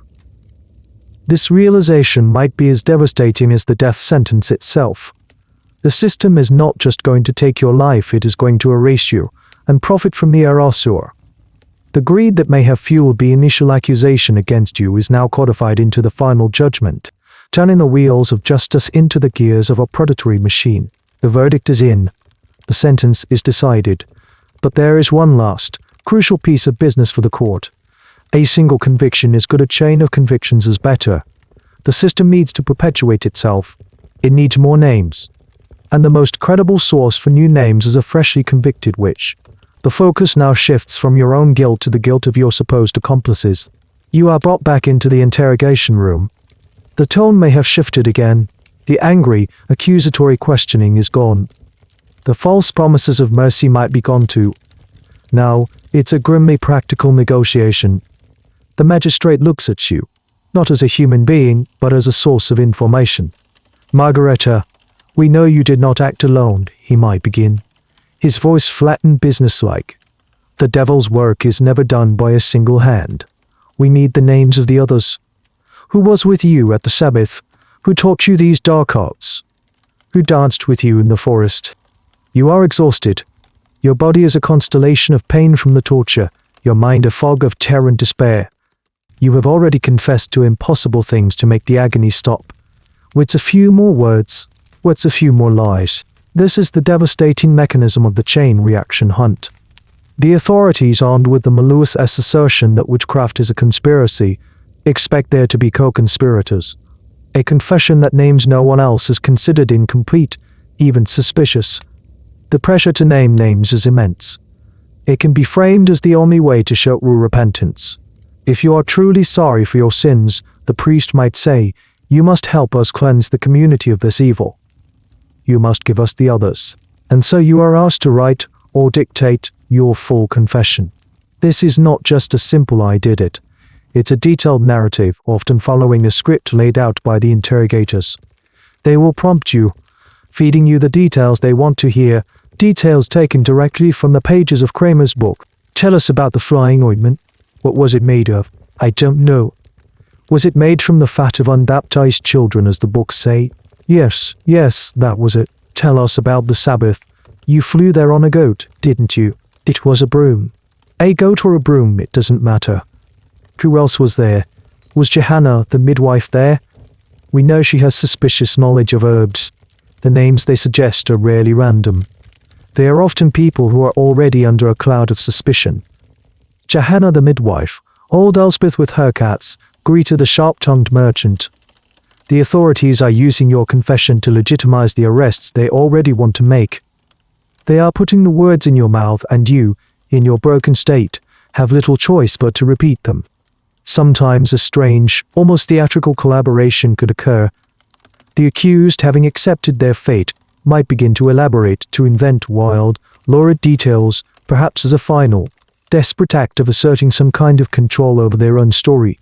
They might weave in elements of local folklore or personal grudges, creating a rich, terrifying, an utterly false narrative that the scribes would eagerly write down. These forced confessions are some of our most detailed sources for what people of the era believed about witchcraft, but they are deeply unreliable documents, born of pain and suggestion. The fascinating, untragic little detail is what historians call the sharing of the delusion. In some cases, after relentless psychological pressure and torture, an accused person might actually come to believe in their own guilt. Their sense of reality, already fragile in a world where the supernatural was considered real, could completely shatter. They might start to have false memories of flying, of dancing with demons, of casting spells. The narrative forced upon them becomes their reality. In their final confession, they might genuinely believe they are a witch, and their testimony becomes all the more convincing and passionate for it. The question of why people named their friends and even family members is one of the most heartbreaking aspects of the witch hunts. The historical debate is intense. Were they acting out of pure self-preservation, a desperate, rational choice to name anyone to make the torture stop? Were they acting out of malice, using their final moments to settle old scores? Or, in their broken and delusional state, did they genuinely believe they had seen these people at the sabbaths of their nightmares? Often, it was a muddled combination. They might be prompted to name someone they already disliked, and the suggestion, combined with the pain, was enough to make them comply. So you give them the names Johanna, Elspeth, Greta, maybe even your own cousin, with whom you had a dispute over inheritance. Each name is a death sentence. You are signing the warrants for people you have known your entire life. The scribes call scratches across the parchment, sealing their fate. Your forced confession becomes a foundational document for the next wave of arrests. When the guards go to Johanna's house, they will not be acting on mere village rumor. They will be acting on the sworn testimony of a convicted witch. The case against her is already half built before her interrogation even begins. The machine has been fed, it has been given new fuel, and you, in your final, desperate act, have been forced to become its accomplice, ensuring that the cycle of fear, accusation, and death will continue long after you are gone. The forced confessions have been secured. The list of new names is in the hands of the authorities. The machine you helped fuel is now accelerating. What was once a single, isolated case in your village has metastasized. The arrests of Johanna, Elspeth, and Greta trigger a new round of interrogations, new confessions, and new lists of names. The fear is no longer confined to your small community, it's leaping across parish boundaries, igniting a regional panic. This is the moment the witch hunt reaches its fever pitch, the period historians call the Great Craze. You are gone now, your ashes scattered. But from some detached, timeless perspective, you watch the fire you were forced to light spread. The years blur together, the late 16th and early 17th centuries. This is the peak. The core territories of the Holy Roman Empire, places like modern-day Germany, Switzerland, and parts of France, become the epicenter of the frenzy. In some areas, the rule of law completely collapses. The carefully constructed, albeit cruel, procedures of the Malleus Maleficarum are thrown out the window in favor of summary executions and mass burnings. Special witch committees are formed, bypassing the traditional courts entirely. They are given extraordinary powers to arrest, interrogate, and condemn, and they operate with terrifying speed and efficiency. The goal is no longer justice, however twisted it is extermination. Imagine a town like Würzburg or Bamberg in the 1620s, under the rule of witch bishops, prince-bishops like Philipp Adolf von Ehrenberg and Gottfried Johann von Aschhausen. These were men who were utterly convinced that their territories were on the verge of being completely overrun by Satan's armies. They initiated campaigns of extermination on an industrial scale. The profile of the accused expands dramatically. It's no longer just poor, elderly women. The net widens to include men, children, and the wealthy elite. No one is safe. A chilling document from this period is a letter from the Chancellor of Würzburg, written from prison to his son, just before his own execution for witchcraft. He describes the situation: anyone arrested is immediately tortured until they confess and name names. He lists respected officials, clergy, and wealthy citizens who have all been swept up in the madness. There is no one of any standing in the city, he writes, who is not under a cloud of suspicion. Children are now not only victims but also accusers and accused. In some trials, children were pressured to testify against their own parents. In others, children as young as 7 or 8 were accused of attending Sabbaths, having demonic familiars, and casting spells. The idea of childhood innocence was shredded in the face of this overwhelming paranoia. The trials of the werewolves of Bedburg or the Pendle witches in England famously featured the testimony of child witnesses. This is the point where the collective madness, the societal hysteria, becomes undeniable. It's a perfect storm of factors. You have a backdrop of immense social stress, the religious wars of the Reformation and Counter-Reformation and Counter-Reformation and Counter-Reformation are tearing Europe apart. The climate is worsening in a period sometimes called the Little Ice Age, leading to crop failures and famine, and plagues are still a recurrent terror. People are living in a state of chronic, high-level anxiety, and they are desperate for an explanation, for a scapegoat. The witch provides a simple, satisfying answer to complex, terrifying problems. A strange but telling detail from the peak of the craze is the development of a boss or witch hunt bureaucracy. In places like Quedlinburg or Trier, the process became grimly systematic. They built special witch prisons, hexen house, and dedicated torture chambers. Scribes meticulously recorded the confessions, creating a vast archive of damnation. The confiscated property was carefully catalogued and redistributed. An assembly line of death. It's during this period that the numbers, which are still hotly debated by historians, swelled to their catastrophic peak. While the old sensationalist figures of 9 million women have been thoroughly debunked, the scholarly consensus still points to a horrifying toll. Across Europe, from the 15th to the 18th century, somewhere between 40,000 and 50,000 people were executed for witchcraft. The vast majority of these deaths occurred during this intense period of craze, concentrated in the German-speaking heartland. And while men and children were victims, somewhere between 75% and 80% of those killed were women. Kramer's misogynistic theories had found their ultimate, bloody expression. The central historical debate about the Great Craze is what caused it to burn so much hotter in some places than in others.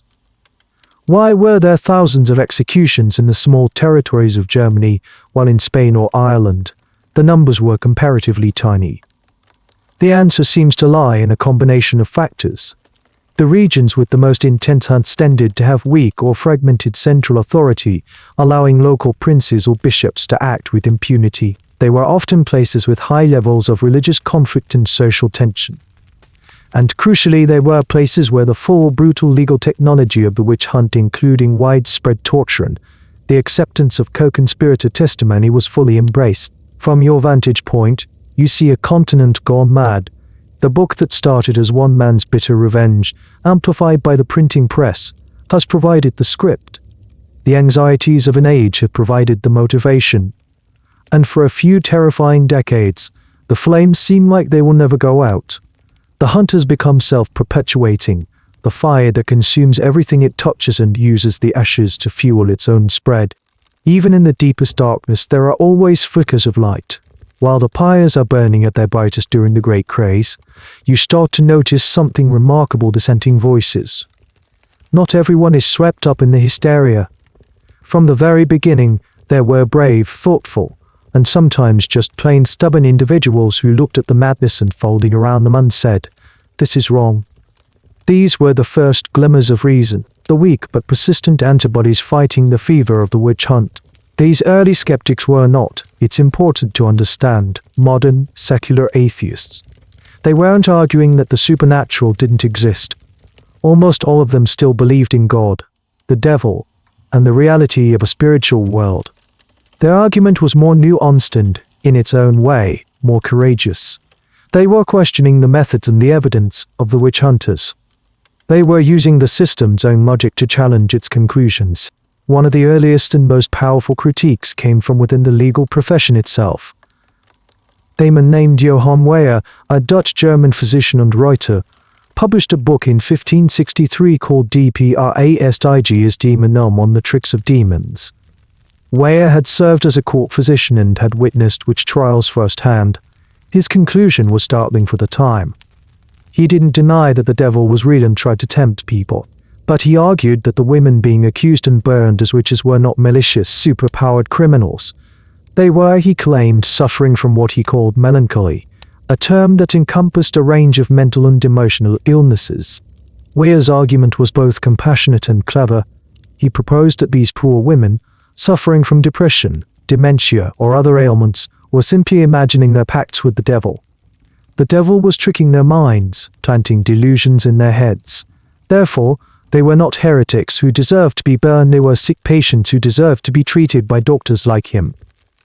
He essentially tried to recategorize the witch from a legal problem into a medical one. This was a radical act of reframing. He wasn't denying the demonology of his day, but he was twisting it to argue for mercy. Another powerful voice of dissent came from the heart of the Inquisition itself.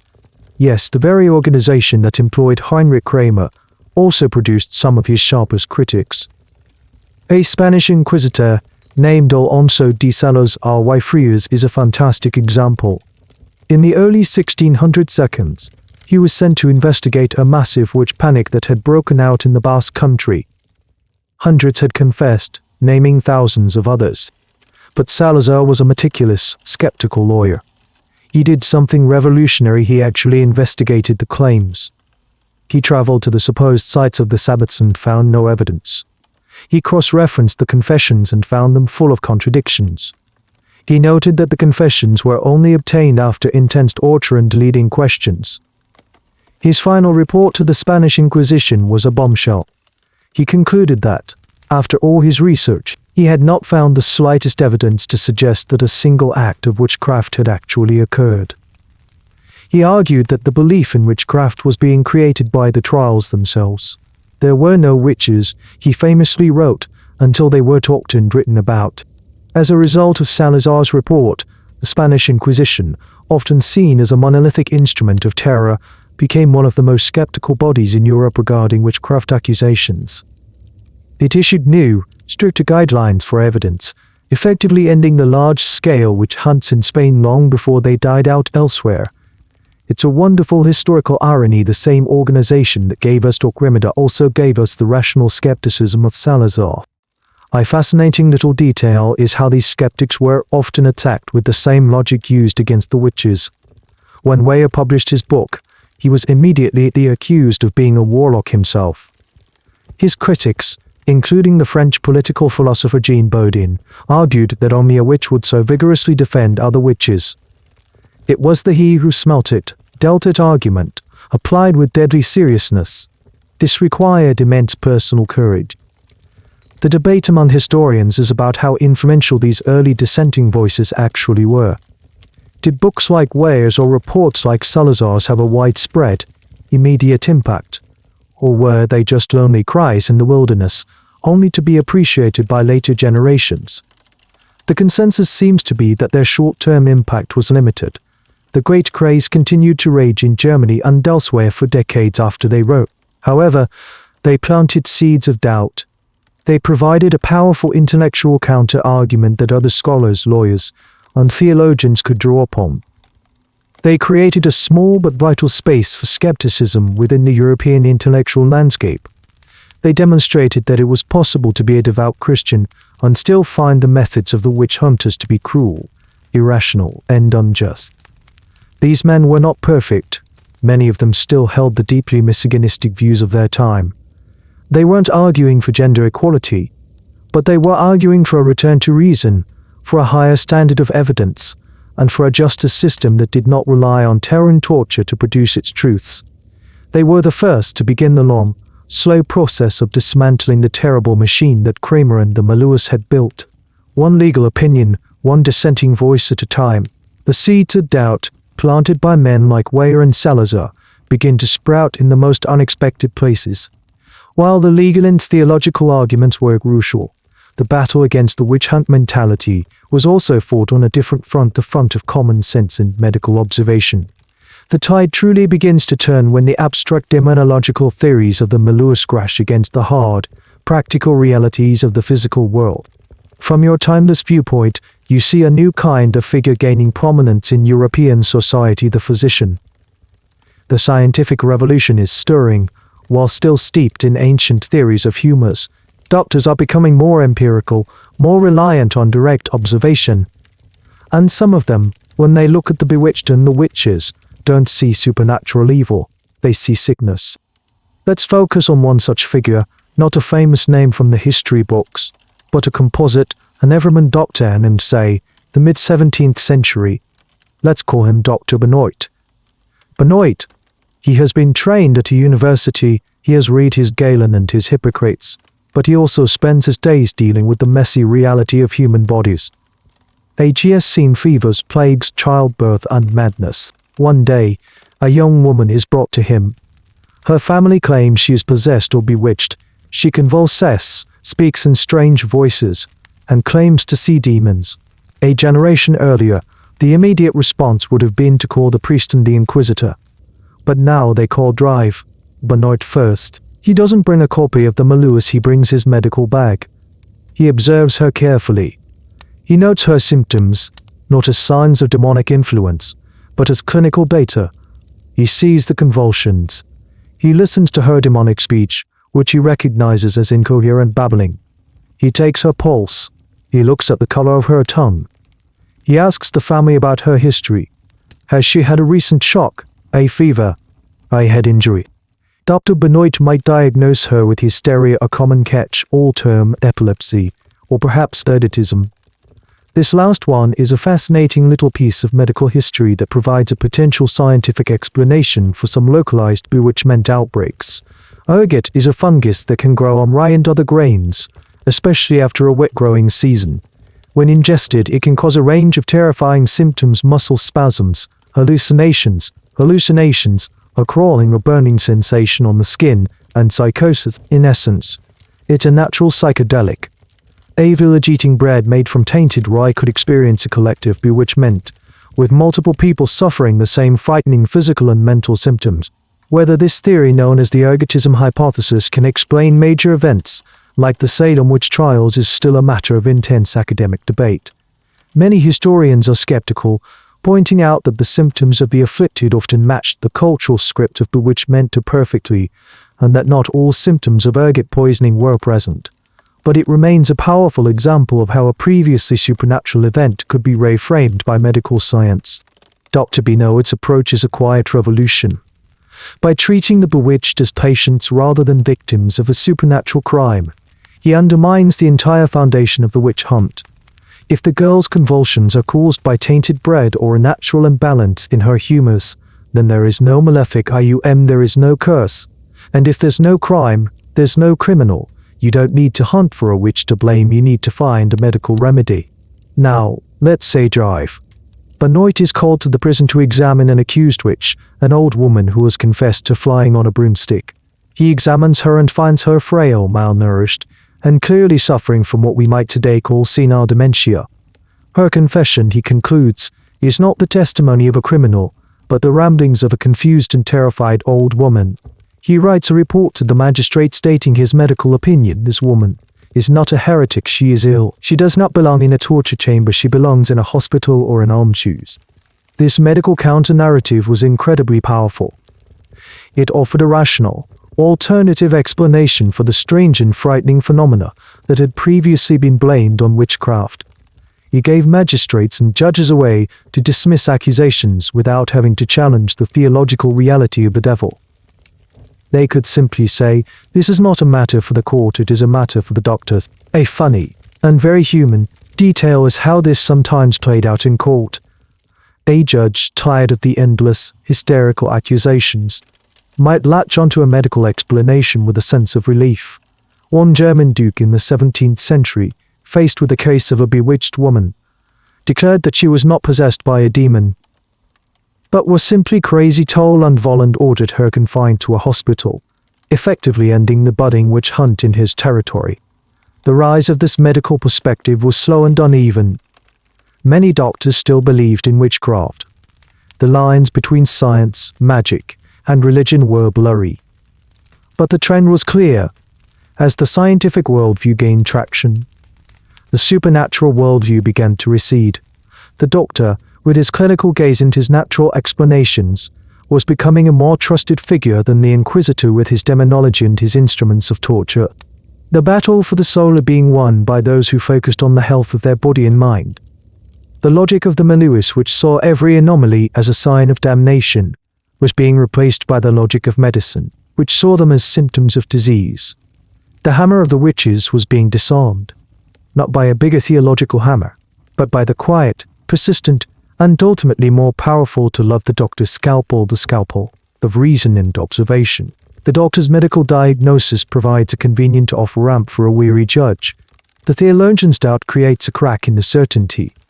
Now, the final pillar supporting the witch hunt machine begins to crumble, the legal system itself. The very tool that Kramer had perfected to ensure convictions starts to turn on itself, evolving and developing new safeguards that make the classic witch trial almost impossible to prosecute.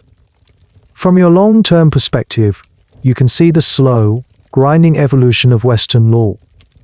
The 17th and 18th centuries, the Age of Enlightenment, bring a new obsession with reason, rationality, and, most importantly, evidence. The chaotic, rumor-fueled, confession-driven process advocated by the Malleus Maleficarum starts to look not just cruel, but embarrassingly primitive to a new generation of bewigged, university-trained jurors. The change begins with a fundamental shift in the rules of evidence. For centuries, the standard of proof in a witchcraft trial was shockingly low. Now, judges begin to demand a higher standard. You say your neighbor cursed your cow. Where is the proof? Can you demonstrate, beyond a reasonable doubt, that her words, and not a common cattle disease, caused its death? The burden of proof begins to shift back onto the accuser. One of the most critical changes is the growing rejection of testimony obtained through torture. Philosophers like Cesare Beccaria, in his hugely influential 1764 book on crimes and punishments, argue passionately that torture is not a tool for finding truth, but a machine for producing lies. He points out the obvious: a person in agony will confess to anything. This idea, which seems self-evident to us, was revolutionary at the time. As his work spreads across Europe, courts begin to abolish the use of judicial torture, and when you take away torture, you take away the primary engine for generating the spectacular, multi-name confessions that fueled the great crazes. The chain reactions start to fizzle out. Next, the courts begin to look skeptically at the testimony of co-conspirators. The logic of Salazar, the Spanish Inquisitor, finally takes hold. Judges realize that an accused witch, desperate to save herself or placate her torturers, has every reason to lie and implicate others. The testimony of a single accomplice is no longer enough to secure a conviction. You need independent corroboration. Then comes the attack on spectral evidence. This was a key issue in the infamous Salem witch trials of 1692. Spectral evidence was the testimony of an afflicted person who claimed to see the spectre or spirit of the accused witch attacking them, even while the accused physical body was somewhere else. For the believers, this was powerful proof. But skeptical ministers like Increase Mather argued it were better that 10 suspected witches should escape than that one innocent person should be condemned. He reasoned that the devil could disguise himself as an innocent person's spectre to trick the court into condemning the guiltless. This was a brilliant theological judo move. It used the belief in the devil's cunning to undermine the very evidence being used to convict. Once spectral evidence was disallowed, the case against many of the accused at Salem fell apart. A small but significant legal reform was the professionalization of the judiciary. In the early days, trials were often run by local magistrates or nobles with little to no legal training. They were easily swayed by public panic and the seemingly authoritative Malleus. By the late 17th century, you see the rise of professional, salaried judges who were more insulated from local pressures and more committed to standardized legal procedures. They were less likely to accept gossip as fact or to be impressed by a failed water test. A fascinating legal quirk that helped end the hunts in some places was the recategorization of the crime itself.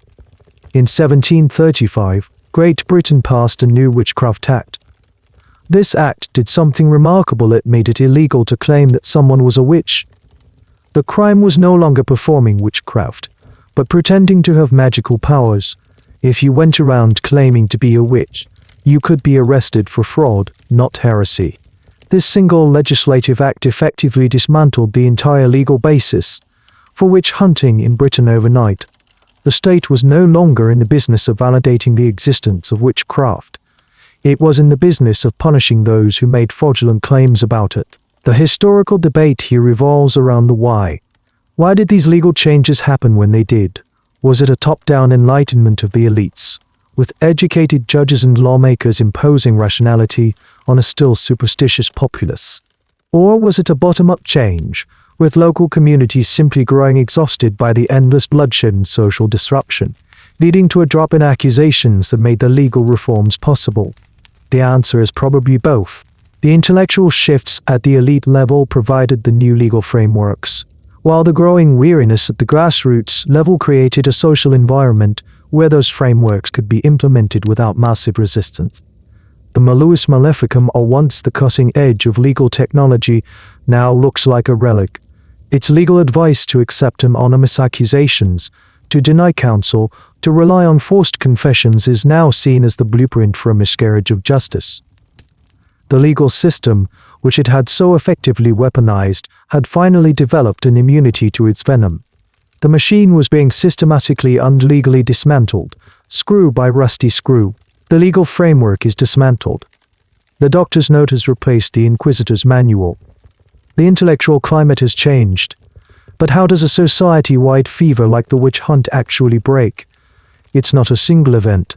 It's a slow, uneven, and profoundly human process. The great craze doesn't end with a bang, it fades with a long collective sigh of exhaustion. Imagine yourself now, not in the terrified village of the 16th century, but in a bustling town in the early 18th century. The world feels different. It's a little louder, a little more rational. The coffee house is becoming as important as the church as a place for social gathering. People are reading newspapers and pamphlets about politics and science. The world just seems to contain less shadowy mystery than it used to. The accusations, which once came in a flood, have slowed to a trickle, and then they mostly stop. Why? One of the simplest reasons is pure, unadulterated fatigue. A community can only sustain that level of intense paranoia for so long. The witch hunts were socially corrosive. They destroyed families, pitted neighbors against each other, and shattered the bonds of trust that hold a community together. After a generation or two of this, people just get tired. They are tired of the trials, tired of the bloodshed. The emotional and social cost becomes too high. You see a reflection of this in the changing attitudes of the authorities. A magistrate in 1720 has a different set of priorities than his great-grandfather in 1620. His main concerns are likely to be trade disputes, tax collection, and maintaining public order. When a peasant comes to him with a story about a neighbor's evil like killing a chicken, his reaction is no longer grim-faced concern. It's annoyance. Which accusations are now seen as a nuisance, a messy, irrational distraction from the real business of governing. They are a sign of a backward, superstitious populace, an embarrassment to a modern, enlightened state. So the official response changes. Instead of launching a full-scale investigation, the magistrate might find the accuser for slander or for disturbing the peace. The very act of making an accusation, which was once a sacred duty, is now becoming a petty crime. This disincentivizes people from coming forward and signals to the whole community that the authorities are no longer interested in playing this game. There's also the issue of credibility. After decades of forced confessions and mass executions, a deep sense of cynicism begins to creep in. People start to realize that if you torture someone enough, they will confess to anything. They've seen respected community members, even their own relatives, confess to impossible crimes. The currency of the confession has been devalued. It's no longer seen as an unshakable proof of guilt, but as a tragic byproduct of a cruel system. A fascinating, if somewhat grim, little indicator of the changing times is the phenomenon of the last witch. Many countries in Europe have a traditional last person to be executed for witchcraft. In England, it was Jane Wenham in 1712, though she was pardoned, in Janet Hall in Scotland in 1727. In Germany, Anna Maria Schregelin was sentenced in 1775, though she died in prison before the sentence was carried out. The last official execution in Europe was in Agoldi in Switzerland in 1780. These cases were often controversial even at the time, seen by many as tragic anachronisms. The execution of Agoldi, for example, provoked a wave of outrage across Europe from the new, enlightened press. The historical debate around this fading away is interesting. Did people stop believing in witches? Not entirely. Folk beliefs are incredibly resilient. The idea of the evil eye, of curses, or folk magic, these things didn't just disappear. They went back underground. They became part of folklore again, rather than part of the legal system. What disappeared was the state's willingness to prosecute these beliefs as capital crimes. The elite, intellectual consensus changed, and they dragged the machinery of the state along with them. The peasant might still mutter a charm to protect his cow, and he might still blame the old woman down the lane for his bad luck, but he no longer has a direct line to the executioner. You can feel the shift in the air. The world is becoming disenchanted, in the literal sense of the word disenchanted. The shadows are receding, not because the demons have been vanquished, but because people are choosing to light more candles. The vague, terrifying anxieties that once fueled the hunt are still there: fear of poverty, of sickness, of social chaos, but they are now being channeled in different directions, into new political and social conflicts. The great panic, the collective hysteria, has finally broken. The fever has passed, leaving behind a scarred, exhausted, and profoundly changed society. The continent wakes up, as if from a long and terrible dream, and begins the slow, painful process of reckoning with what it has done. The fever has broken, the last pyre has cooled. And what becomes of the book that started it all? What is the fate of the Malleus Maleficarum? It doesn't get a dramatic ending. There is no public burning of all the remaining copies. Its demise is quieter, more ignominious. It simply becomes irrelevant. Picture a library in the late 18th or early 18th or early 19th century. It's a place of enlightenment order, filled with the works of Voltaire, Rousseau, and Diderot. The shelves are lined with books on natural philosophy. Politicona, probably in a section labeled Curiosities or Obsolete Theology, sits a copy of the Malleus Maleficarum. Its leather cover is cracked, its pages yellowed. A young university student might pull it down from the shelf out of curiosity. He blows a cloud of dust off the cover and opens it. He reads a few passages. He reads about women's insatiable lust, about stolen male members kept in a bird's nest, about the intricate rules for applying thumb screws. He doesn't feel fear or righteous anger. He feels a kind of horrified disbelief, perhaps followed by a snort of derisive laughter. Disturbing, but ultimately ridiculous artifact from a bygone age of superstition. The Malleus undergoes a profound transformation in the cultural imagination. It morphs from a deadly serious instruction manual into an object of morbid historical fascination. It's no longer a weapon, it's a museum piece. It's a testament to the strange and terrifying places the human mind can go. The very things that made it so powerful in its time now make it seem absurd. Its certainty, which was once so compelling, now reads as dogmatic fanaticism. Its intricate demonological theories, once seen as cutting-edge scholarship, now look like the ravings of a madman. Its vicious misogyny, once a reflection of mainstream thought, is now an embarrassing undefensive relic. The book hasn't changed, but the world around it has, so completely that it has become an alien object. A fascinating piece of trivia is how the book was rediscovered in the 19th and 20th centuries. For a long time, it was known only to a handful of specialist historians. Then, with the rise of interest in history, folklore, and Malleus was brought back into the light. It was translated into modern languages, reprinted, and studied, not as a guide to be followed, but as a primary source document for understanding one of history's darkest chapters. It became Exhibit A in the case against religious fanaticism and institutionalized misogyny. Heinrich Kramer, the author who so desperately wanted to be seen as a great and respected theologian, got his wish for immortality, but not in the way he intended. He is not remembered as a defender of the faith. He is remembered as the architect of a system of terror, a man whose personal obsessions and bruised ego were codified into a manual for murder.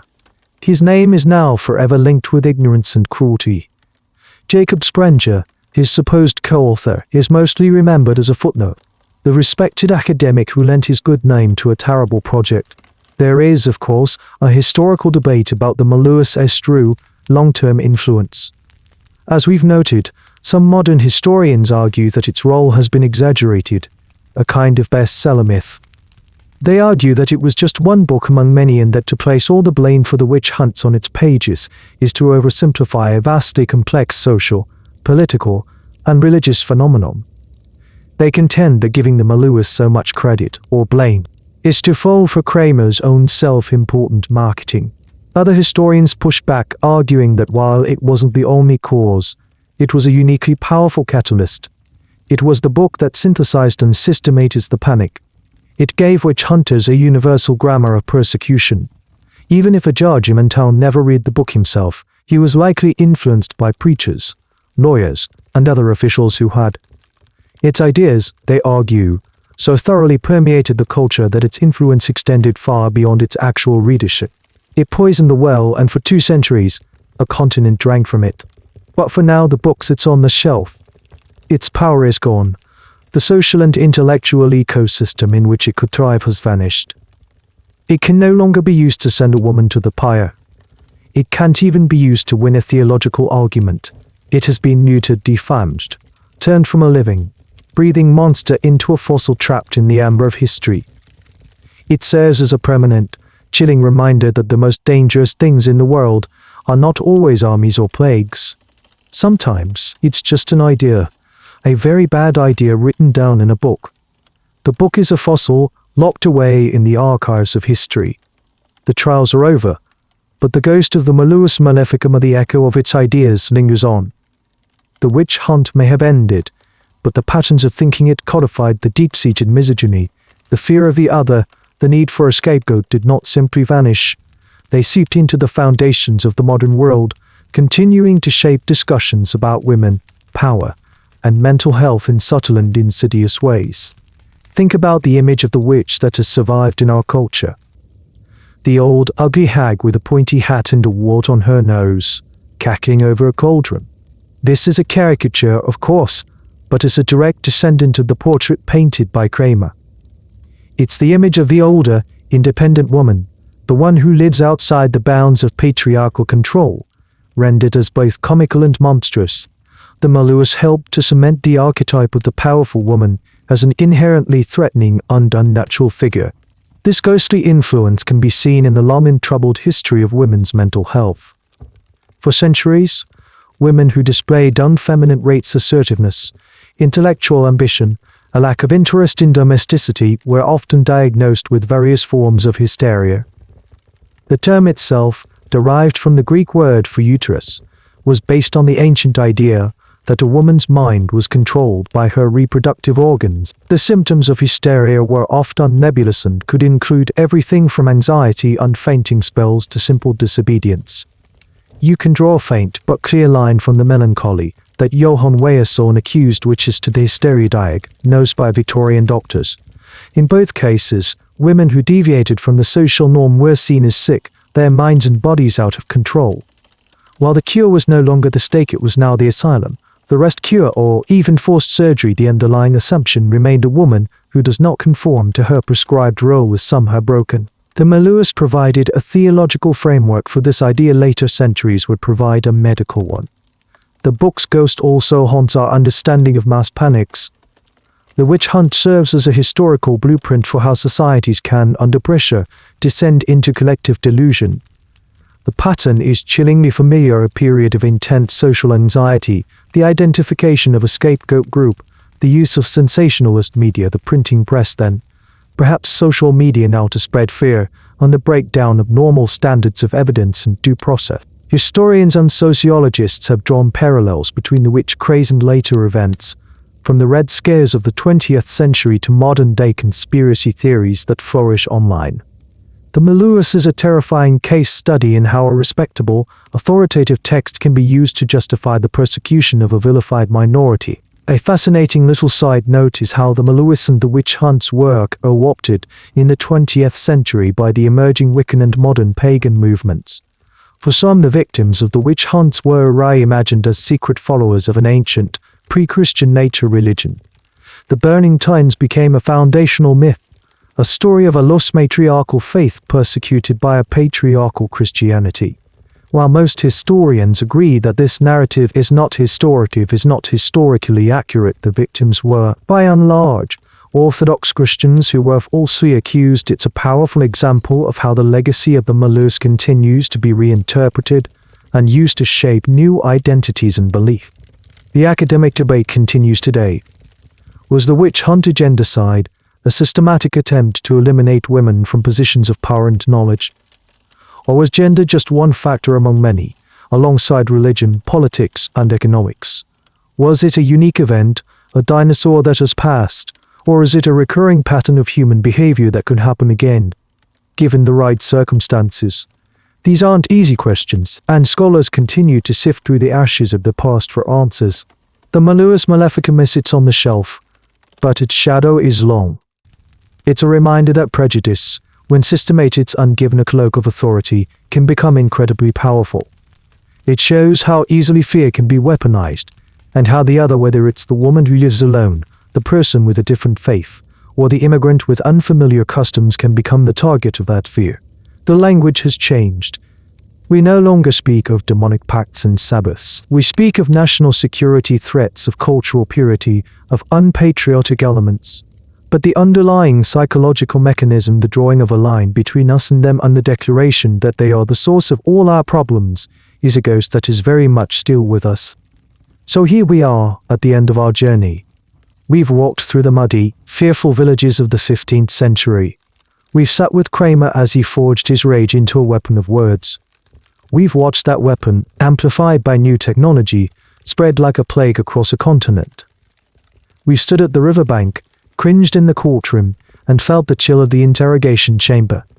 And we've watched, slowly, as the fever broke, as reason and exhaustion and simple human decency began to push back the darkness. We stand now in the present, looking back at this story, at this book, and the question we're left with is a simple but profound one. What does it all mean for us? Is this just a grim, fascinating horror story from a distant, superstitious past? Or is it a mirror? Think about the world you live in now. It's a world of immense anxiety, just like the 15th century. We don't fear the failure of the harvest in the same way, but we fear economic collapse, climate change, political instability. Our world, for all its technological marvels, often feels fragile, perched on a knife's edge. We are constantly swimming in a sea of information, much of it contradictory, some of it deliberately misleading. We are like the people who first read the Malleus leading, desperately looking for certainty in an uncertain world. The Malleus Maleficarum was, at its heart, a tool for creating a terrible kind of certainty. It took a world of complex, random misfortunes and offered a single, simple explanation: it's the witches. It gave people a clear enemy, a clear narrative for their fears, and a clear set of actions to take. It was comforting in its terrifying simplicity. Today, we are surrounded by modern-day Malleus. They might not be leather-bound books filled with Latin, but they serve the same function. They are the political ideologies that offer simple answers to complex geopolitical problems. They are the online conspiracy theories that weave disparate events into a grand, secret plot. They are the social media algorithms that feed us a steady diet of outrage, confirming our biases and deepening our divisions. They are any system of thought that promises to give us a clear us and a clear them, and tells us that all of our problems are the fault of them. The book's story is a powerful reminder of the danger of what we might call intellectual credentialism. The Malleus was so effective because it looked authoritative. It had the forged stamp of a university, the deceptive preface of a papal bull. It used the language of scholasticism, the academic jargon of its day, to make its hateful ideas sound like profound truths. It teaches us to be critical of information, no matter how well packaged or how many important-sounding people endorse it. It reminds us that authority and truth are not the same thing. A small, quirky detail to end on is the modern legal status of witchcraft. In some parts of the world today, accusing someone of being a witch is still a very real and dangerous phenomenon, leading to violence and ostracism. In other places, like the UK, the law has swung to the other extreme, where pretending to be a witch can be prosecuted as fraud. And in the US, Wicca is a legally protected religion under the First Amendment. Strange legal journey of the witch from heretic to criminal to fraudster to a protected religious practitioner shows how profoundly our definitions of reality can change. The ultimate legacy of the Malleus is a warning. It's a warning about what happens when fear is allowed to dictate policy. It's a warning about the seductive power of simple answers to complex questions. It's a warning about what happens when we stop seeing the humanity in those we disagree with. The book taught people how to identify a witch. But it's true, dark magic was in its ability to teach people how to stop seeing a person. They no longer saw Margareta, the neighbor, the widow. They saw a monster, an abstraction, a symbol of everything they feared. And once you turn a person into a symbol, you can do anything to them. The great historical debate that will likely never be settled is whether this is a story about a unique and monstrous book, or whether the Malleus was just a symptom of a darkness that already existed. Was the book the disease, or was it just the most famous expression of a sickness that lay deep in the heart of the society that produced it? Perhaps the most honest answer is that the book and the society were locked in a terrible symbiosis, each feeding the other's worst impulses. The story of the Malleus Maleficarum is not, in the end, a story about demons and magic. It's a story about us.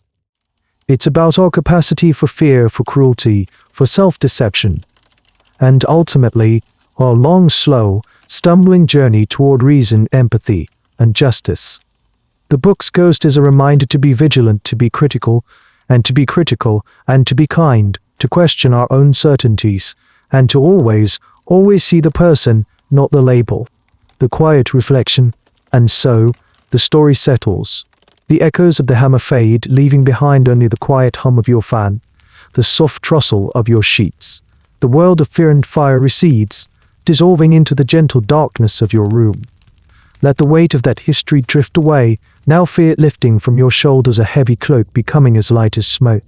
You can let go of the names and the dates, the arguments and the anguish. They are just shadows now, painted on the back of your eyelids. Imagine them blending together, the sharp edges softening, the harsh blacks and reds melting into a deep, peaceful indigo. Your mind, which has been traveling through centuries of turmoil, can now come to rest. Feel the rhythm of your own breathing. A slow, easy tide, pulling in peace and pushing out the noise of the day. Each breath is an anchor to this quiet moment, this safe harbor. The air you breathe is clean and still. You are here. You are here. You are safe.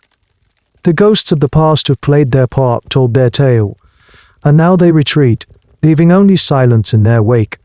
Allow that silence to cradle you. It is a soft blanket, warm and comforting. Let your thoughts become like clouds on a calm day, drifting slowly, changing shape and eventually dissolving into the vast, clear sky of sleep. You are on the gentle slope now, sliding softly toward the world of dreams where there are no questions to answer, no trials to endure, only rest, deep, profound and peaceful rest. The end of the article. Good night.